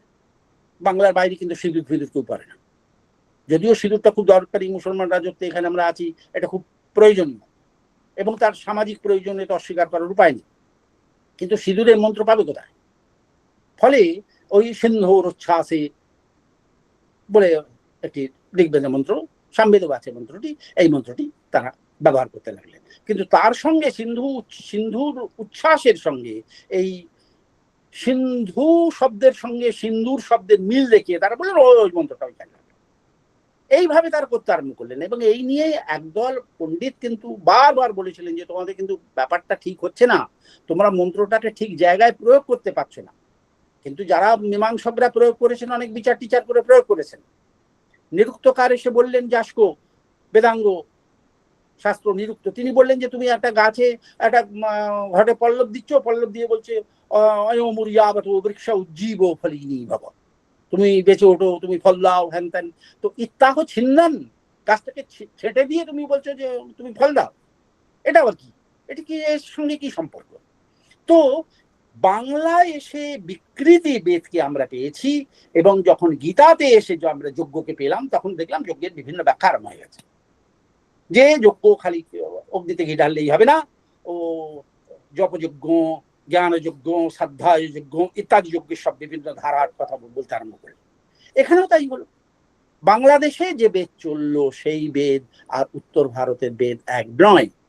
এখানেতে গুরুকুল গড়ে ওঠেনি, এই জন্যই বেদের এত বিকৃতি, এবং চারপাশে তো যারা আছে তারা বৈদিক সংস্কৃতির ধারক বাহক না, তাদের ধীরে ধীরে ধীরে ধীরে এই ধারার মধ্যে আনা হচ্ছে, ফলে তার বিকৃতি ঘটছে। এখানে ব্রাহ্মণদের বিশেষ করে সংস্কৃত পড়া উচিত। অথচ মহাভাষ্যকার পতঞ্জলি বলেছিলেন ব্রাহ্মণ কোনো কথা নেই, তার প্রথম ডিউটি হলো বেদ মন্ত্র ঠিক স্বরে পড়তে হবে, তার অর্থ জানতে হবে এবং তার প্রয়োগ জানতে হবে। ব্রাহ্মণস্য নিষ্কারণ ধর্ম, কারণ ছাড়া কি কেন করব কোনো কারণ জিজ্ঞেস করবে না। নিষ্কারণ ধর্ম ষড়ঙ্গ বেদ অধ্যেয় জ্ঞাশ্চ। ষড়ঙ্গ বেদ, শিক্ষা, কল্প, ব্যাকরণ, নিরুক্ত, ছন্দ, জ্যোতিষ, এই যে 6টি অঙ্গ, এই 6টি অঙ্গের সঙ্গে মূল বেদকে তোমাকে কারণ ছাড়া মুখস্থ করে ধরে রাখতে হবে। এটা তোমার ডিউটি, এটা তোমার পৈতৃক ধারার অধিকার। কিন্তু তা হলো না। সাহেবরা এসে তাকে আবার নতুন দৃষ্টিভঙ্গিতে লিঙ্গুইস্টিক দিক থেকে বলতে আরম্ভ করলেন। ফলে দেখা গেল যে এখানে বাংলাদেশে প্রাচীন ধারার চর্চাটা সেভাবে হয়নি। প্রাচীন ধারার চর্চাটা কিন্তু উত্তর ভারতেই হয়েছে। পরবর্তীকালে দক্ষিণীরা কিন্তু সেই ধারাকে, যজ্ঞের ধারাকে ধরেছেন, কিন্তু তার মধ্যে নিজস্ব ব্যাপার, ওই এর পশুর বদলে একটা ঘৃত কলস দিয়ে দিলেন, বললেন এটাই হল পশু। কেন ওটা পশু তার কোনো হদিশ নেই, তার কোনো প্রমাণ নেই, তার বেদের কোনো স্রোতসূত্র থেকে কিছু প্রমাণ দেখাতে পারেন না। কিন্তু বায়নাক্কা সমানে আছে এই বামুনগুলোর বামনাই কিন্তু শেষ হয়নি। এই বামনাই করতে গিয়ে তারা এখান থেকে, আমি যখন মহারাষ্ট্রের জালনায় গিয়েছিলাম তখন এই পা দেবে না, ওখানে পা দেবে না, আমরা ব্রাহ্মণ, আমাদের যজ্ঞোপবীত আছে, প্রথমে তো খালি গায়ে থাকতে হতো, যজ্ঞোপবীতটা দেখতো, তারপরে 2-4টে মন্ত্রফন্ত্র একটু জিজ্ঞেস টিজ্ঞেস করতো, তারপর ভেতরে ঢোকার, আর বিশেষত পট্টাভিরাম শাস্ত্রীর লোক, অতএব ভেতরে ঢোকার পারমিশনটুকু পেয়েছিলাম। সেখানে সব কোনো কাজ চলছে তখন কিন্তু দূর থেকে দেখবে, সেখানে গিয়ে বেশি ইন্টারফেয়ার করবে না। তো এইভাবে আমরা যখন একভাবে দেখছি, একভাবে বুঝবার চেষ্টা করছি, আর এরা বামনাই করছে, না এখানে চলবে না, এটা ছবি তুলতে পারবে না, এটা এই করবে না, সেই করবে না।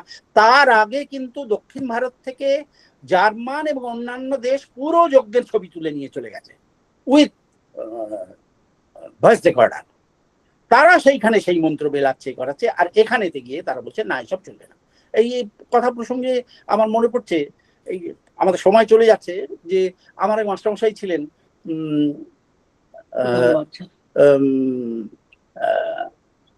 মাস্টারমশাই না, মাস্টারমশাই আমার মাস্টারমশাই বৈদিকদের, কলকাতায় যে বৈদিক সমাজ তার একটা প্রাধান্যতা ছিল, হেরম্বতর্ক তৈত। তার বাড়িতে অনেক পুঁথি ছিল, ন্যায়ের বিখ্যাত পণ্ডিত ছিলেন এবং ঢাকা ইউনিভার্সিটিতেও পড়াতেন, আর সারস্বত সমাজের, ঢাকা সারস্বত সমাজের স্তম্ভ ছিলেন। তো তার বাড়িতে পুঁথিগুলো সব নষ্ট হয়েছে।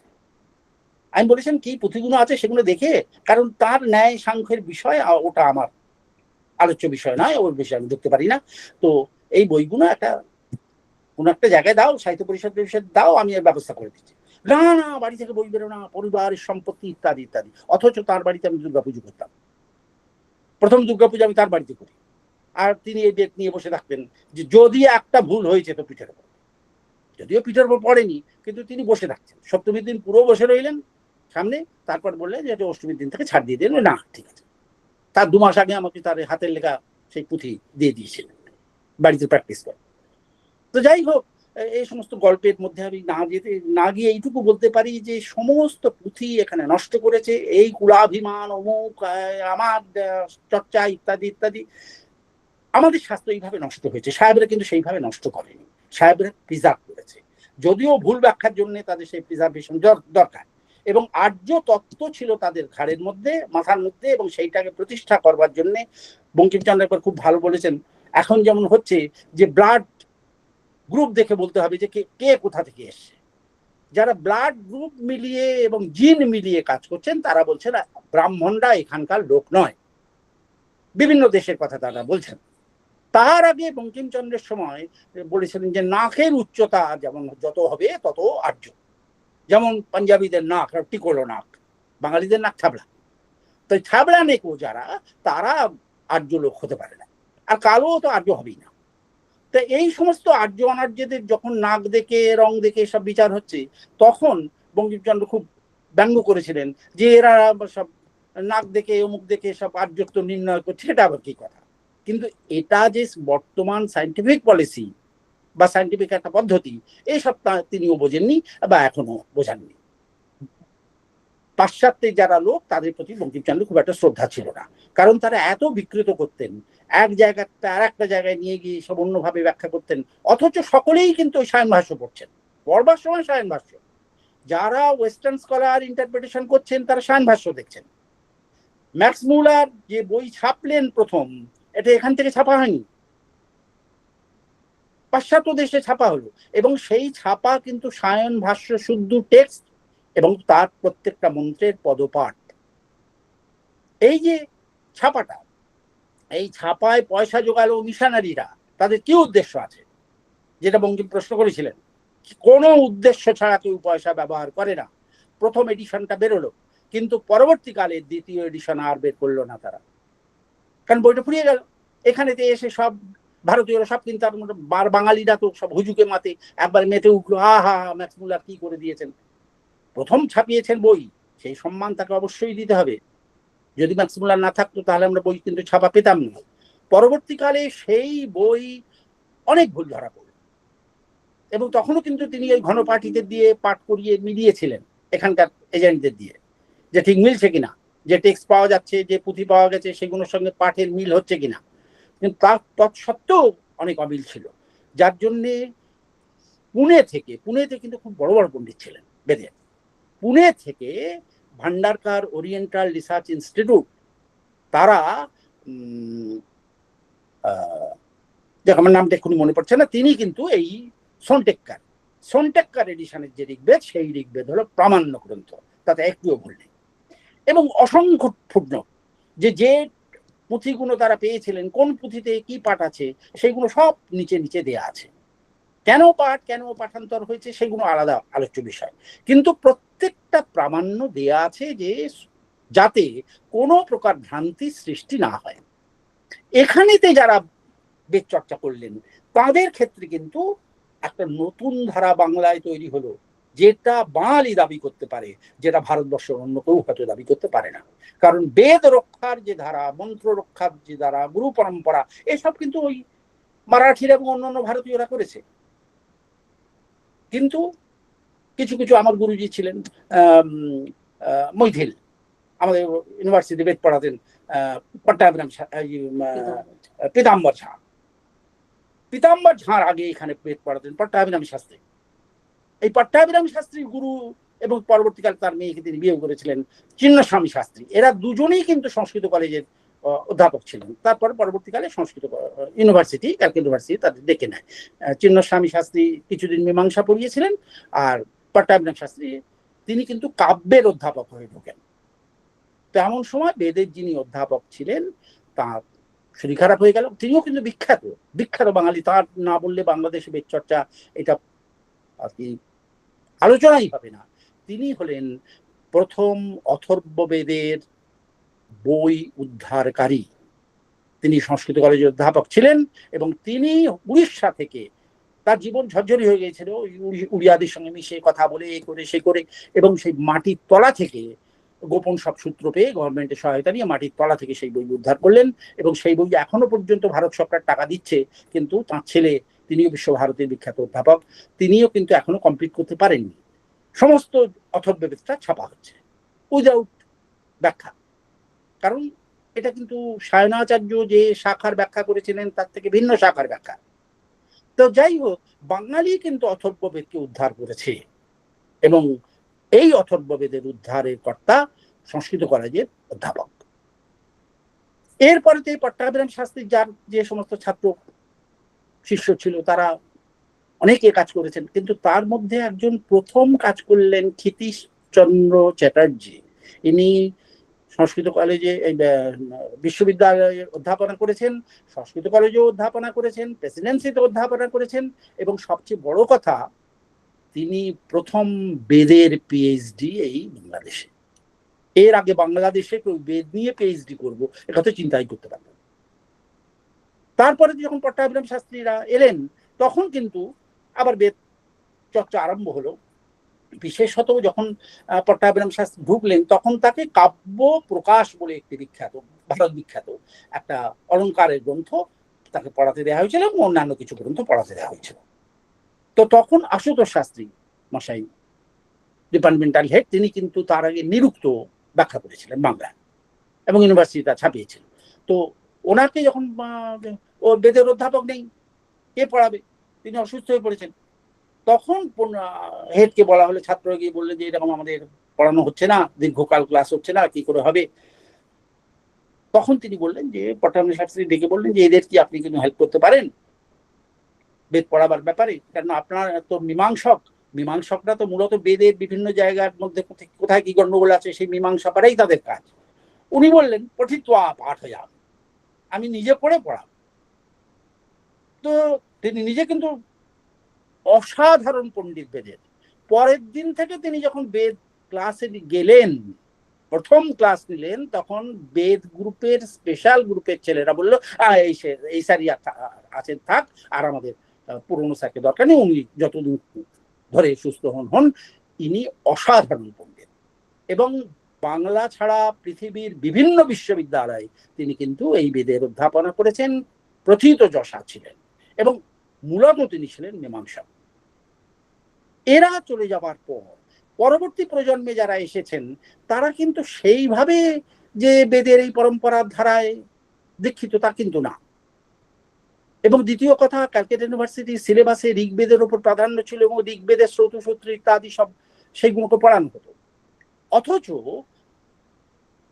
এরপরে যখন পীতাম্বর ঝাকে নেওয়া হলো বেদের অধ্যাপক হিসেবে, প্রধান হিসেবে, তিনিও টোলের অধ্যাপক, এবং এই যে অধ্যাপকদের কথা বলছি পীতাম্বর ঝা, পট্টাভিরাম শাস্ত্রী, চিন্নস্বামী শাস্ত্রী, এরা কিন্তু ইংরেজি কিচ্ছু জানতেন না, একবারে নির্ভেজাল সংস্কৃত লোক, এবং পট্টাভিরাম শাস্ত্রী বলতেন না ওই অন্য ভাষা।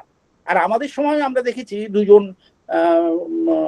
পীতাম্বর ঝা তবু একটু লিবারেল ছিলেন, ওই নাম টাম ডাকতেন, আরো দুজন পণ্ডিত মশাই ছিলেন, দেন্দ্রনাথ ত্রিপাঠী এবং আর একজন মৈথিল, তিনি পাণিনি ব্যাকরণ পড়াতেন। ইংরেজিতে যেহেতু নামগুলো লেখা আছে রেজিস্টারে, অতএব তিনি ওটা ছোবেন না, অতএব তিনি রোল কল করতেন না, কারণ ইংরেজি পাশ্চাত্যের উপর এত বিদ্বেষ। এবং তারও আগে আরেকজন ছিলেন যিনি স্মৃতিশাস্ত্রী পণ্ডিত ছিলেন, বালিতে থাকতেন, আমার নামটা মনে পড়ছে না, তিনি তো ওই সেনেট হাউসের ওই দিয়ে উঠতেন, ওই সিঁড়ি দিয়ে উঠতেন, কারণ সেনেট হাউসের ওই সিঁড়িটা সাহেবরা ব্যবহার করতেন। আর এপাশে কলুটোলা দিয়ে যে সিঁড়িটা, পরবর্তীকালে আশুতোষ বিল্ডিং এ যাওয়ার যেটা আরেকটা সিঁড়ি আছে, এই সিঁড়িটা কিন্তু ওই সাধারণ ছাত্রছাত্রী বা সকল অন্য অন্য অধ্যাপকরা যেত। যেহেতু ওই সিঁড়ি দিয়ে সাহেবরা উঠতেন, অতএব ওনাকে খড়ম পায়ে দিয়ে এবং ইচ্ছা করে মাথায় পুজো যে করতেন তার ফুলটা মাথার উপর থাকতো, আর খড়ম পরে ঠকাস ঠকাস করে সেই পাথরের সিঁড়ির ওপর দিয়ে উঠতেন। এবং তিনি পরবর্তীকালে কোর্টে জাস্টিসও হয়েছিলেন, যে ওই জাস্টিসদের সহায়তার জন্যে। তখন তো ওই হিন্দু ল তৈরি হয়নি, তখন এই স্মৃতিশাস্ত্র কি বলে এইটা জাজমেন্টটা চাইতেন যিনি জাজ, তা তিনি সেই কাজও করেছেন। তা এই যে এনারা একটা বাংলাতে নতুন ধারা তৈরি করবার চেষ্টা করলেন, যেখানেতে বিভিন্ন জাতি আছে, বিভিন্ন ধারা আছে, এবং তার পরবর্তীকালে প্রজন্মে যারা এলেন তারা কিন্তু সকলেই এগুলো বৈদিক। যেমন পরবর্তীকালে অমর কুমার চট্টোপাধ্যায়, তিনি পড়েছেন, তিনি কিন্তু ইংরেজি মানে কলেজ ধারায় MA হয়ে এসেছিলেন, অসাধারণ বেদের পণ্ডিত, কিন্তু কলেজ ধারায় পড়া। আর এনারা কোলের ধারায়, গুরু পরম্পরার ধারায়, এবং এদের পড়া সব কাশি থেকে। রবীন্দ্রনাথ যখন লোক খুঁজছেন যে বেদ ভালো জানা লোক দরকার বিশ্বভারতীর জন্য, তখন তিনি ওই প্রীতিমোহন সেন শাস্ত্রী, আমাদের এই অমর্ত্য সেনের দাদু, তাকে, এবং তারপরেতে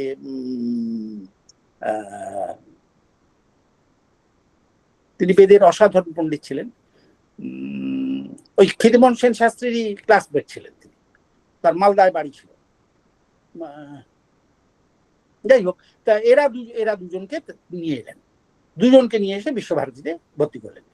এই দ্বিতীয় ব্যক্তি যার নামটা মনে করছেন তার নাম বিদুশেখর শাস্ত্রী।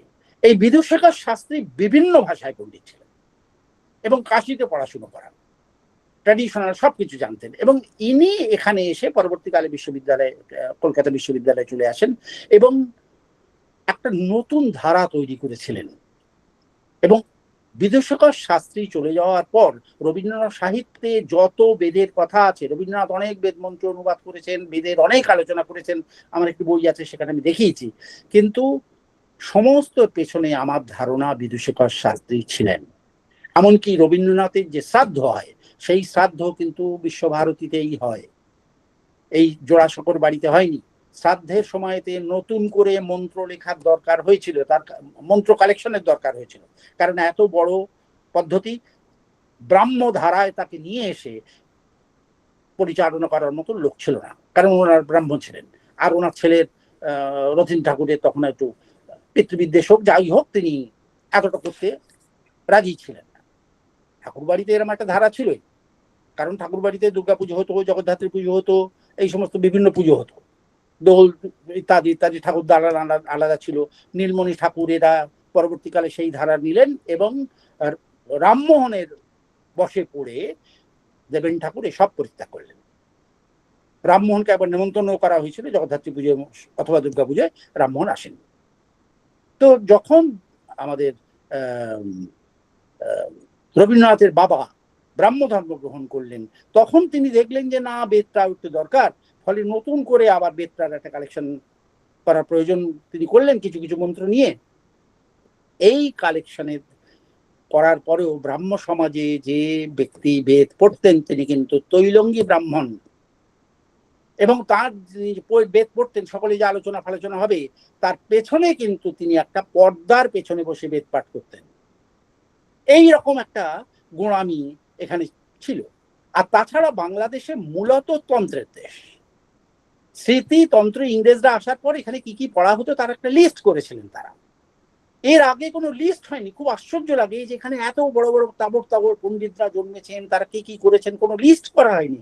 কোথায় কার টোল ছিল, কোন টোলে কি পড়ানো হতো, কিচ্ছু লিস্ট নেই। ইংরেজরা প্রথমে এসে একটা লিস্ট করলেন এবং সেই লিস্টেতে দেখা গেল যে এখানে স্মৃতি, ব্যাকরণ এই সমস্ত পড়ানো হয়, এখানে বেদ একেবারেই পড়ানো হয় না। দুজন না তিনজন বেদান্ত পড়াতেন, কিন্তু বেদ একেবারে পড়ানো হতো না, কোনো টোলে পড়ানো। বেদ চর্চার এতই দুর্দিন এখানে ছিল। আর পুজো পাঠেতে কিন্তু বেদ মন্ত্র ব্যবহার হতো, এমনকি তান্ত্রিকরা যারা বেদের থেকে ভিন্ন ধারা, কারণ স্মৃতিশাস্ত্রকার বলেছেন যে বেদের দুটো ধারা, শ্রুতির দুটো ধারা, শ্রুতিস্য দ্বিবিধা প্রত্যা তান্ত্রিকই বৈদিকই চা। শ্রুতির দুটো ধারা, একটা হলো তান্ত্রিক, একটা হলো বৈদিক। তো তান্ত্রিকেরাও তন্ত্রের যে পুজো বিধি তার মধ্যে কিন্তু অনেক বৈদিক মন্ত্র ঢুকিয়েছেন। পৌরাণিক পুজোর মধ্যে অনেক বৈদিক মন্ত্র আছে, কিন্তু তা কোনো সময়ই তারা স্বস্বরে পড়েন না। বেদের যে স্বর হিসেবে পড়া তা কখনো করেন না, বা তা সেসব ব্যাপারে তারা অভিজ্ঞ না। তারা একটা এখানকার লৌকিক ধারা গড়ে উঠেছিল। কাজেই বাংলাদেশের বেদ চর্চার যে ধারা, এটা ইংরেজরা আসার পর নবোদ্যমে গড়ে উঠলো। এশিয়াটিক সোসাইটি করার পর নতুন নতুন ধারা এখানে চর্চা হলো, তার মধ্যে বেদেরও চর্চা হলো, এবং বেদ একটা নতুন মাত্রায় গেল, যেটা হলো ক্রিটিসিজম। বেদের ক্রিটিসিজম ব্যাপারটাতে এখানকার ব্রাহ্মণরা, এখানকার অব্রাহ্মণরা, এখানকার সাহেবরা সকলে কিন্তু দায়ী। সকলে কিন্তু নতুন ধারাতে বেদকে পেয়েছিলেন। স্বামীজিও কিন্তু সেই ধারাতেই বেদকে পেয়েছিলেন। স্বামীজি আমাদের ওই গুরু পরম্পরা যে ধারা, সেই ধারার বেদকে দেখেননি। এখানেতে তিনি বেদের কথা বলেছেন, খুব প্রশংসা করেছেন, বিভিন্ন দিকের যে কথা বলেছেন সেটা কিন্তু পাশ্চাত্য ধারার উত্তর প্রত্যুত্তরের ব্যাপারটা।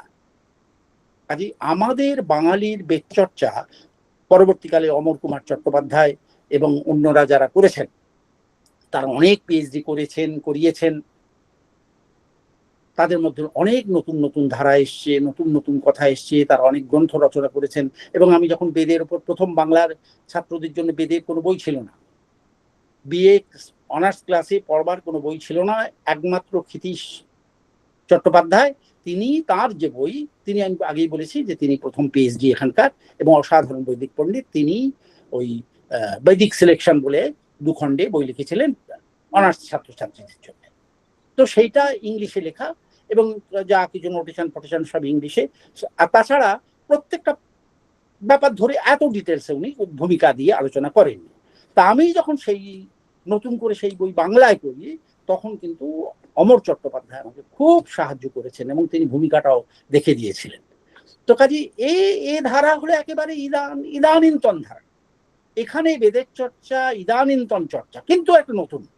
সেখানে ক্রিটিসিজম করা হচ্ছে, এটা ঠিক হচ্ছে, এটা ঠিক হচ্ছে না, ও ভালো করেছে, ও ভালো করেনি, এর এই কন্ট্রিবিউশন নেই, ম্যাক্স মুলার ঠিক বললেন কি, আর যারা সাহেবরা এলেন তারা কতটা ঠিক বললেন, কেন ঠিক হলো না, এই সমস্ত ক্রিটিসিজম এমনকি বঙ্কিমচন্দ্র নিজেও করেছেন। বঙ্কিমচন্দ্রের যে বিবিধ প্রবন্ধ, তাতে দেখা যায় যে তিনি কিভাবে বেদ পড়েছিলেন। এবং বাংলা আরেকটা দাবি করতে পারে যে প্রথম কিন্তু বাংলায় বেদ অনুবাদ করেছিলেন যিনি, তার নাম হলো রমেশ দত্ত। এনার পয়সা অনেক ছিল, বিভিন্ন পণ্ডিতদের তিনি সহায়তা নিয়েছিলেন। এই সত্যব্রত সামশ্রমী, যাকে বলা হয় সায়নাচার্যের দ্বিতীয় অবতার, অসাধারণ বৈদিক পণ্ডিত। ভারতবর্ষে বাংলাদেশে তাবৎকাল এত বড় পণ্ডিত আর জন্মাননি, ভবিষ্যতেও জন্মাবেন কিনা সন্দেহ। এই সত্যব্রত সামশ্রমী, তারপর বৈদিক সমাজের দুর্গাচরণ সাংখ্য বেদান্ত তীর্থ, এরা প্রচুর কন্ট্রিবিউশন করেছেন। প্রকৃতপক্ষে তারাই লিখেছেন এই অনুবাদ, এবং সায়ন ভাষ্য ধরে ধরে অনুবাদ করা, ফলে এই অনুবাদটি, রমেশ দত্ত বইটি একেবারে অথেন্টিক বলে মনে হয়। তো প্রথম সংস্করণ যখন বের হলো, তখন কিন্তু এনাদের সকলের নাম টাম দেয়া ছিল, কিন্তু দ্বিতীয় সংস্করণ যখন বেরোলো, তখন এই সত্যব্রত সামশ্রমী, দুর্গাচরণ সাংখ্য বেদান্ত তীর্থ, এদের নাম উঠে গেল। এবং দুর্গাচরণ সাংখ্য বেদান্ত প্রভৃতি যারা ছিলেন, তারা কিন্তু একবারে বৈদিক ছিলেন, এবং বৈদিকদের নিয়ম ছিল যে কারোর কাছ থেকে পরিগ্রহ করবেন না, কোনো ছাত্র পড়িয়ে পয়সা নিতে পারবেন না। এটা সমগ্র ভারতবর্ষেই কিন্তু ছিল। আজকে সংস্কৃত বেঁচে আছে কিন্তু এই সমস্ত পণ্ডিতদের টিকির ওপর এবং ধ্যানের ওপর, মনীষার ওপর ভিত্তি করে। তো এই যে লোকগুলি ছাত্রদের পড়াতেন, কিন্তু পয়সা নিতে পারতেন না, কারণ এটা ধর্মবিরুদ্ধ। বলা হয়েছে কন্যা বিক্রয় করা, কন্যা দূষণ করা এবং বেদ প্রভৃতি শাস্ত্র পড়িয়ে পয়সা নেওয়া, এগুলো হলো সমান মর্যাদায় প্রায়শ্চিত্তযোগ্য। ফলে যারা সত্যি সংস্কৃতকে বাঁচিয়েছেন, যারা সত্যি সংস্কৃতের জন্য কন্ট্রিবিউট করেছেন, যারা ধর্ম বলে, নিষ্কারণ ধর্ম বলে বেদ এবং অন্যান্য শাস্ত্রকে রক্ষা করেছেন, এত লক্ষ লক্ষ শ্লোক সব কিছু কণ্ঠস্থ করে রেখেছেন, কিসের শক্তিতে, কিসের মায়ায়, কিসের মোহে? পয়সা তো নেই। তাদের জীবন খুব খুব দুর্বিষহ, এবং এত দুর্বিষহ, আমি আজ থেকে 40 বছর আগেকার কথা বলছি। সংস্কৃত কলেজে একতলায় একজন নগেন শাস্ত্রী বলে বেদের অধ্যাপক ছিলেন। এই বেদের অধ্যাপক এই পোস্টটি তারকেশ্বর আর কি মন্দিরের পোস্ট। তারকেশ্বর মন্দিরের মাহান্ত মহারাজ কোনো সময় পয়সা দিয়েছিলেন, দিয়ে সেই তার যে ইন্টারেস্ট হতো সেই ইন্টারেস্ট থেকে তাকে মাইনে দেওয়া হতো। এবং সেই নগেন শাস্ত্রীর মাইনে তখন ছিল 100 টাকা। এই 100 টাকা ফিক্সড, এর 1 পয়সা বাড়বেও না 1 পয়সা কমবেও না, আর কোনো কিছু নেই। এই 100 টাকা মাইনের জন্য তিনি পড়াতেন। তো পড়াতে তিনি তো আর বর্তমান যুগে বাস করছেন, তিনি তো প্রাচীন ঋষি না, ফলে ঝিমোতেন তিনি। আর একজন নাম সংস্কৃত কলেজে তিনি পড়াতেন, অসাধারণ পণ্ডিত মশাই। তিনি পরবর্তীকালে তাকে আমি দেখেছি কর্ণাটক প্রভৃতি অঞ্চলে তিনি যজ্ঞের সঙ্গে বিভিন্ন যুক্ত হয়েছিলেন। কলকাতা বিশ্ববিদ্যালয়ে তিনি যখন পীতাম্বর ঝাঁ চলে গেলেন তখন সেখানে পড়াতে এসেছিলেন। তার নাম হচ্ছে হরিনারায়ণ বেদাচার্য। তিনি সামবেদের অসাধারণ পণ্ডিত ছিলেন এবং সমগ্র সামবেদ কণ্ঠস্থ, যেখানে যা কিছু বলবে স্বর শুদ্ধ তিনি বলতে পারতেন। এটা খুব আশ্চর্য। তার সঙ্গে আমার খুব হৃদ্যতা ছিল। সংস্কৃত কলেজ গেলেই সময় পেলে ইউনিভার্সিটিতে তার কাছে গিয়ে গল্প করতাম, বলতাম।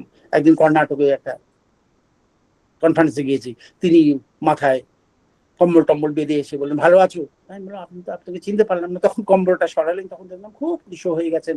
কিন্তু ওই কনফারেন্সে গেছেন, শুনছেন যে কে কি করছে। এবং আর একটা বড় কাজ একেবারে আধুনিক কালে এসে করলেন যিনি, তার নাম হলো, এরা দেখলেন যে বাংলাদেশে বেদ চর্চা নেই, বাংলাদেশে স্বাধ্যায় হচ্ছে না, গুরু পরম্পরায় পড়া হচ্ছে না, অথচ এটা একটা ফান্ডামেন্টাল ব্যাপার বেদ রক্ষার জন্য। ফলে ত্রিগুণা সেন, যিনি যাদবপুর বিশ্ববিদ্যালয়ের চ্যান্সেলর হয়েছিলেন, সুনীতি চট্টোপাধ্যায়, এরা সকলে মিলিয়ে ঠিক করলেন যে একটা বেদের চর্চার কেন্দ্র এখানে কলকাতায় থাকা দরকার। সেন্ট্রাল গভর্নমেন্ট থেকে পয়সা নিয়ে তারা একটা প্রতিষ্ঠান গড়ে তুললেন। সেটা হলো এখন যে স্কুল সার্ভিস, এসএসসি, এসএসসি না তো CSC, PSC, public service commission, যে ওই মদিয়ালিতে, ওর পাশ দিয়ে রাস্তাটা চলে গেছে লেকের দিকে। সেইখানেতে শঙ্কর হল জায়গাটা, তার আগে একটা স্কুল আছে, স্কুলটার নাম আমার মনে পড়ছে না, হায়ার সেকেন্ডারি স্কুল একটা আছে, তার কয়েকটা স্কুলের কয়েকটা বাড়ি পরেই। সেখানেতে যিনি অধ্যাপক হয়ে এলেন তিনি কিন্তু দক্ষিণী। যারা এসছেন এখানে সবাই দক্ষিণী। তার নাম হলো শঙ্কর শ্রুতি। তা আমি কলেজে তখন ভর্তি হয়েছি ফার্স্ট ইয়ারে। তখন আমাদের অধ্যাপক অমরবাবু বললেন যে ওখানে আছে, তোমরা একবার গিয়ে দেখতে পারো, তোমাদের কি মনে হয়, ইত্যাদি ইত্যাদি। তো আমি গেলাম। উনি রাত্রিবেলা পড়াতেন, কারণ সকালবেলা তো আমাদের কলেজের সময়, তখন তো আর যাওয়ার সময় নেই। তো তখন সেখানে অধ্যাপক ছিলেন শঙ্কর শ্রুতি, এই দক্ষিণ ভারতে, এবং ওইখানেই থাকতেন। ওটা রেসিডেন্সিয়াল। 4 জন ছাত্র ছিল, 4 জন ছাত্রও থাকতেন, উনিও শাস্ত্রিক ফ্যামিলি নিয়ে থাকতেন। দোতলাটা ছিল সামবেদের। পরবর্তীকালে একতলাটায় যজুর্বেদীরা একটা আখড়া গড়ে তোলে। এবং প্রথমেতে আমাকে তিনি অস্বীকার করে দেন। আমি অমরবাবুর কথা বললাম, পীতাম্বর ঝাঁজির কথা বললাম, বলে যে না, বাংলাদেশ তোমাকে বেদ পড়াতে পারবো না, মৎস্য ভক্ষণাৎ বেদোচ্চারণম ন সমুদেতি, এই ছিল তার বক্তব্য। যারা মাছ খায় তাদের মুখ দিয়ে বেদ বেরোবে না। তো যাই হোক, ওই যে কুশনটার উপরে তারা সকলে বসে পড়াশোনা করতেন, আমাকে তার বসতে দিতেন না। তা আমার কথাবার্তায়, তখন তো সংস্কৃত এত ভালো বলতে পারি না, ওই টুকটাক একটু হ্যাঁ না করে আর কি চালাচ্ছি। তো নিচে বসতে দিতেন, নিচে বসতাম, তার শুনতাম, কিছুই তো বুঝি না, কেন আমি মাঝপথে গেছি, তা শুনতাম স্বরগুলো কিরকম ভাবে তারা দেখাচ্ছেন, সেগুলো সব দেখতাম। তারপরে তো কোনো কারণে একটা অন্য ব্যাপারে তিনি খুব সন্তুষ্ট হলেন, সন্তুষ্ট হয়ে কুষাণে বসবার অধিকার দিলেন। বললেন যে তুমি আমার সঙ্গে উচ্চারণ করবে না, কিন্তু তুমি তোমার মতন মনে মনে উচ্চারণ করো, জোরে যেন শব্দ আমার কানে না আসে। তা একই ঘরের মধ্যে একই আপনার এর উপরে কার্পেটের উপর বসে পড়বো আর উচ্চারণ যাবে না, এ তো হয় না। আর তারপরে তো মুশকিল হলো যে আমাদের ওই বিকেলবেলা, উনি তো প্রত্যেকদিন পড়াতেন, প্রত্যেকদিন তো আমার যাওয়া সম্ভব হতো না, ফলে সেটা আমাকে ছেড়ে দিত। তো ওখানেতে যিনি আমাদের সঙ্গে পড়তেন তখন বামন চ্যাটার্জি, তিনি কিন্তু এখনো বেঁচে আছেন, এই দক্ষিণ কলকাতাতেই আসেন। এখন তিনি কিন্তু সামবেদের প্রধান অধ্যাপক, বৃদ্ধ হয়ে গেছেন এখন। এটা সেন্ট্রাল গভর্নমেন্টের একটা গ্র্যান্টে চলে, কাজে এখন বোধহয় সে পোস্টে নেই, কিন্তু ওই বিভিন্ন অনুষ্ঠানের সময় সে আসে। তো আর তিনজন যে ছিল সেই তিনজন কিন্তু কোথায় চলে গেছে আর আমি তাদের কেস করতে পারি না। মামুনও কিন্তু জানে না, মামুনকেও একবার জিজ্ঞেস করেছিলাম।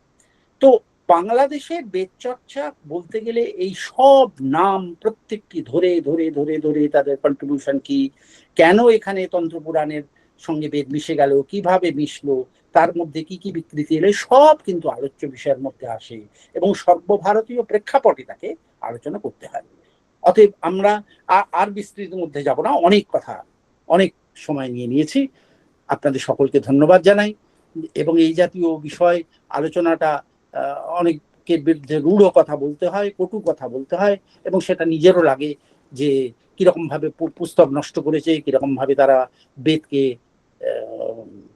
সেই যোগ্য মর্যাদাটা দিতে পারেননি এবং পুরোহিতরা এখানে হচ্ছে সব সর্বাপেক্ষা অধম, যারা পৌরোহিত্য করে খাচ্ছে সেইগুলো একেবারে ছাগল বলতে হয়। একটা পড়াশুনো করে না, যা উচ্চারণ করে যা বলে তার কোনো মাথা মুন্ডু নেই, তার কর্মকাণ্ডেও কিছু জানে না, মন্ত্রও ঠিক জানে না, মন্ত্র উচ্চারণও ঠিক জানে না। কিছুদিন আগে আমার একটা কথা বলি, 2-4 দিন আগে, যে একটা জায়গায় একটা আশীর্বাদের অনুষ্ঠানে গিয়েছে। তা আশীর্বাদের অনুষ্ঠানে এসে পুরোহিত আমাকে বললেন যে আপনার সব পিতৃ পিতামহের, আমারই এক আত্মীয়, যে আপনার পিতৃ পিতামহের সব নাম বললেন। আমি কেন, পিতৃ পিতামহের নাম আশীর্বাদে কি দরকার? না ওইসব তো লাগবে। আমি আপনি কি কখনো বিয়ের বইগুলো দেখেছেন যে পিতৃ পিতামহের নাম আশীর্বাদের সময় লাগে? এটা সম্প্রদানের সময় লাগে। তো কি আর বলবো, যে মন্ত্র যা খুশি করছেন করুন, বিধি সম্পর্কেও তার কত বড় অজ্ঞ এইগুলো বোঝা যায়। কাজী এই ব্রাহ্মণ সমাজ দিয়ে যদি পড়াশুনো চলে তাহলে কিন্তু খুব দুর্দিন।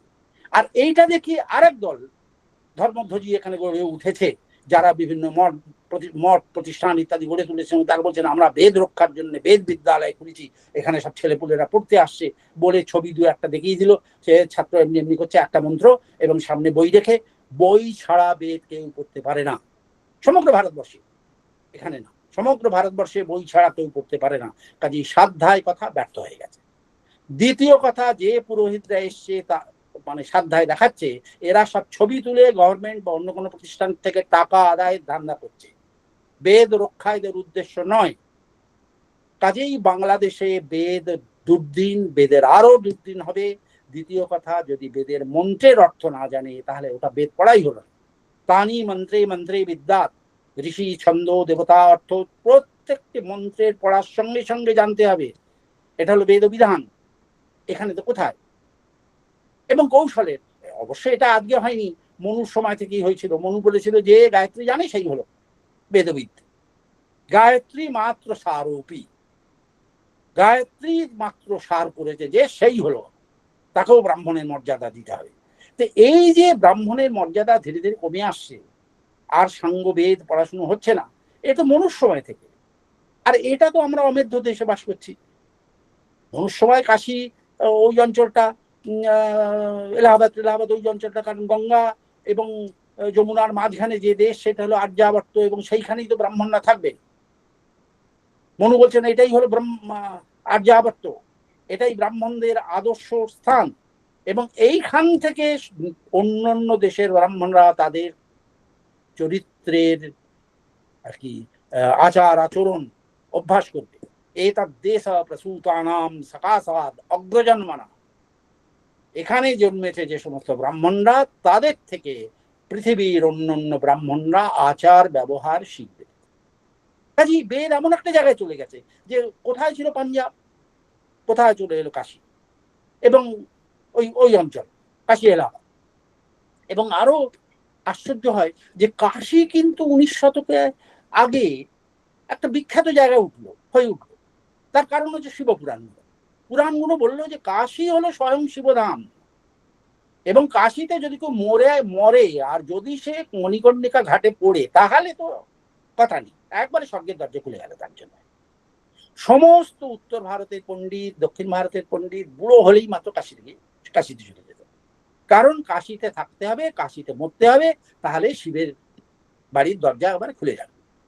ফলে কি হলো, কাশীরাজ তাকে সুযোগ দিতে আরম্ভ করলেন।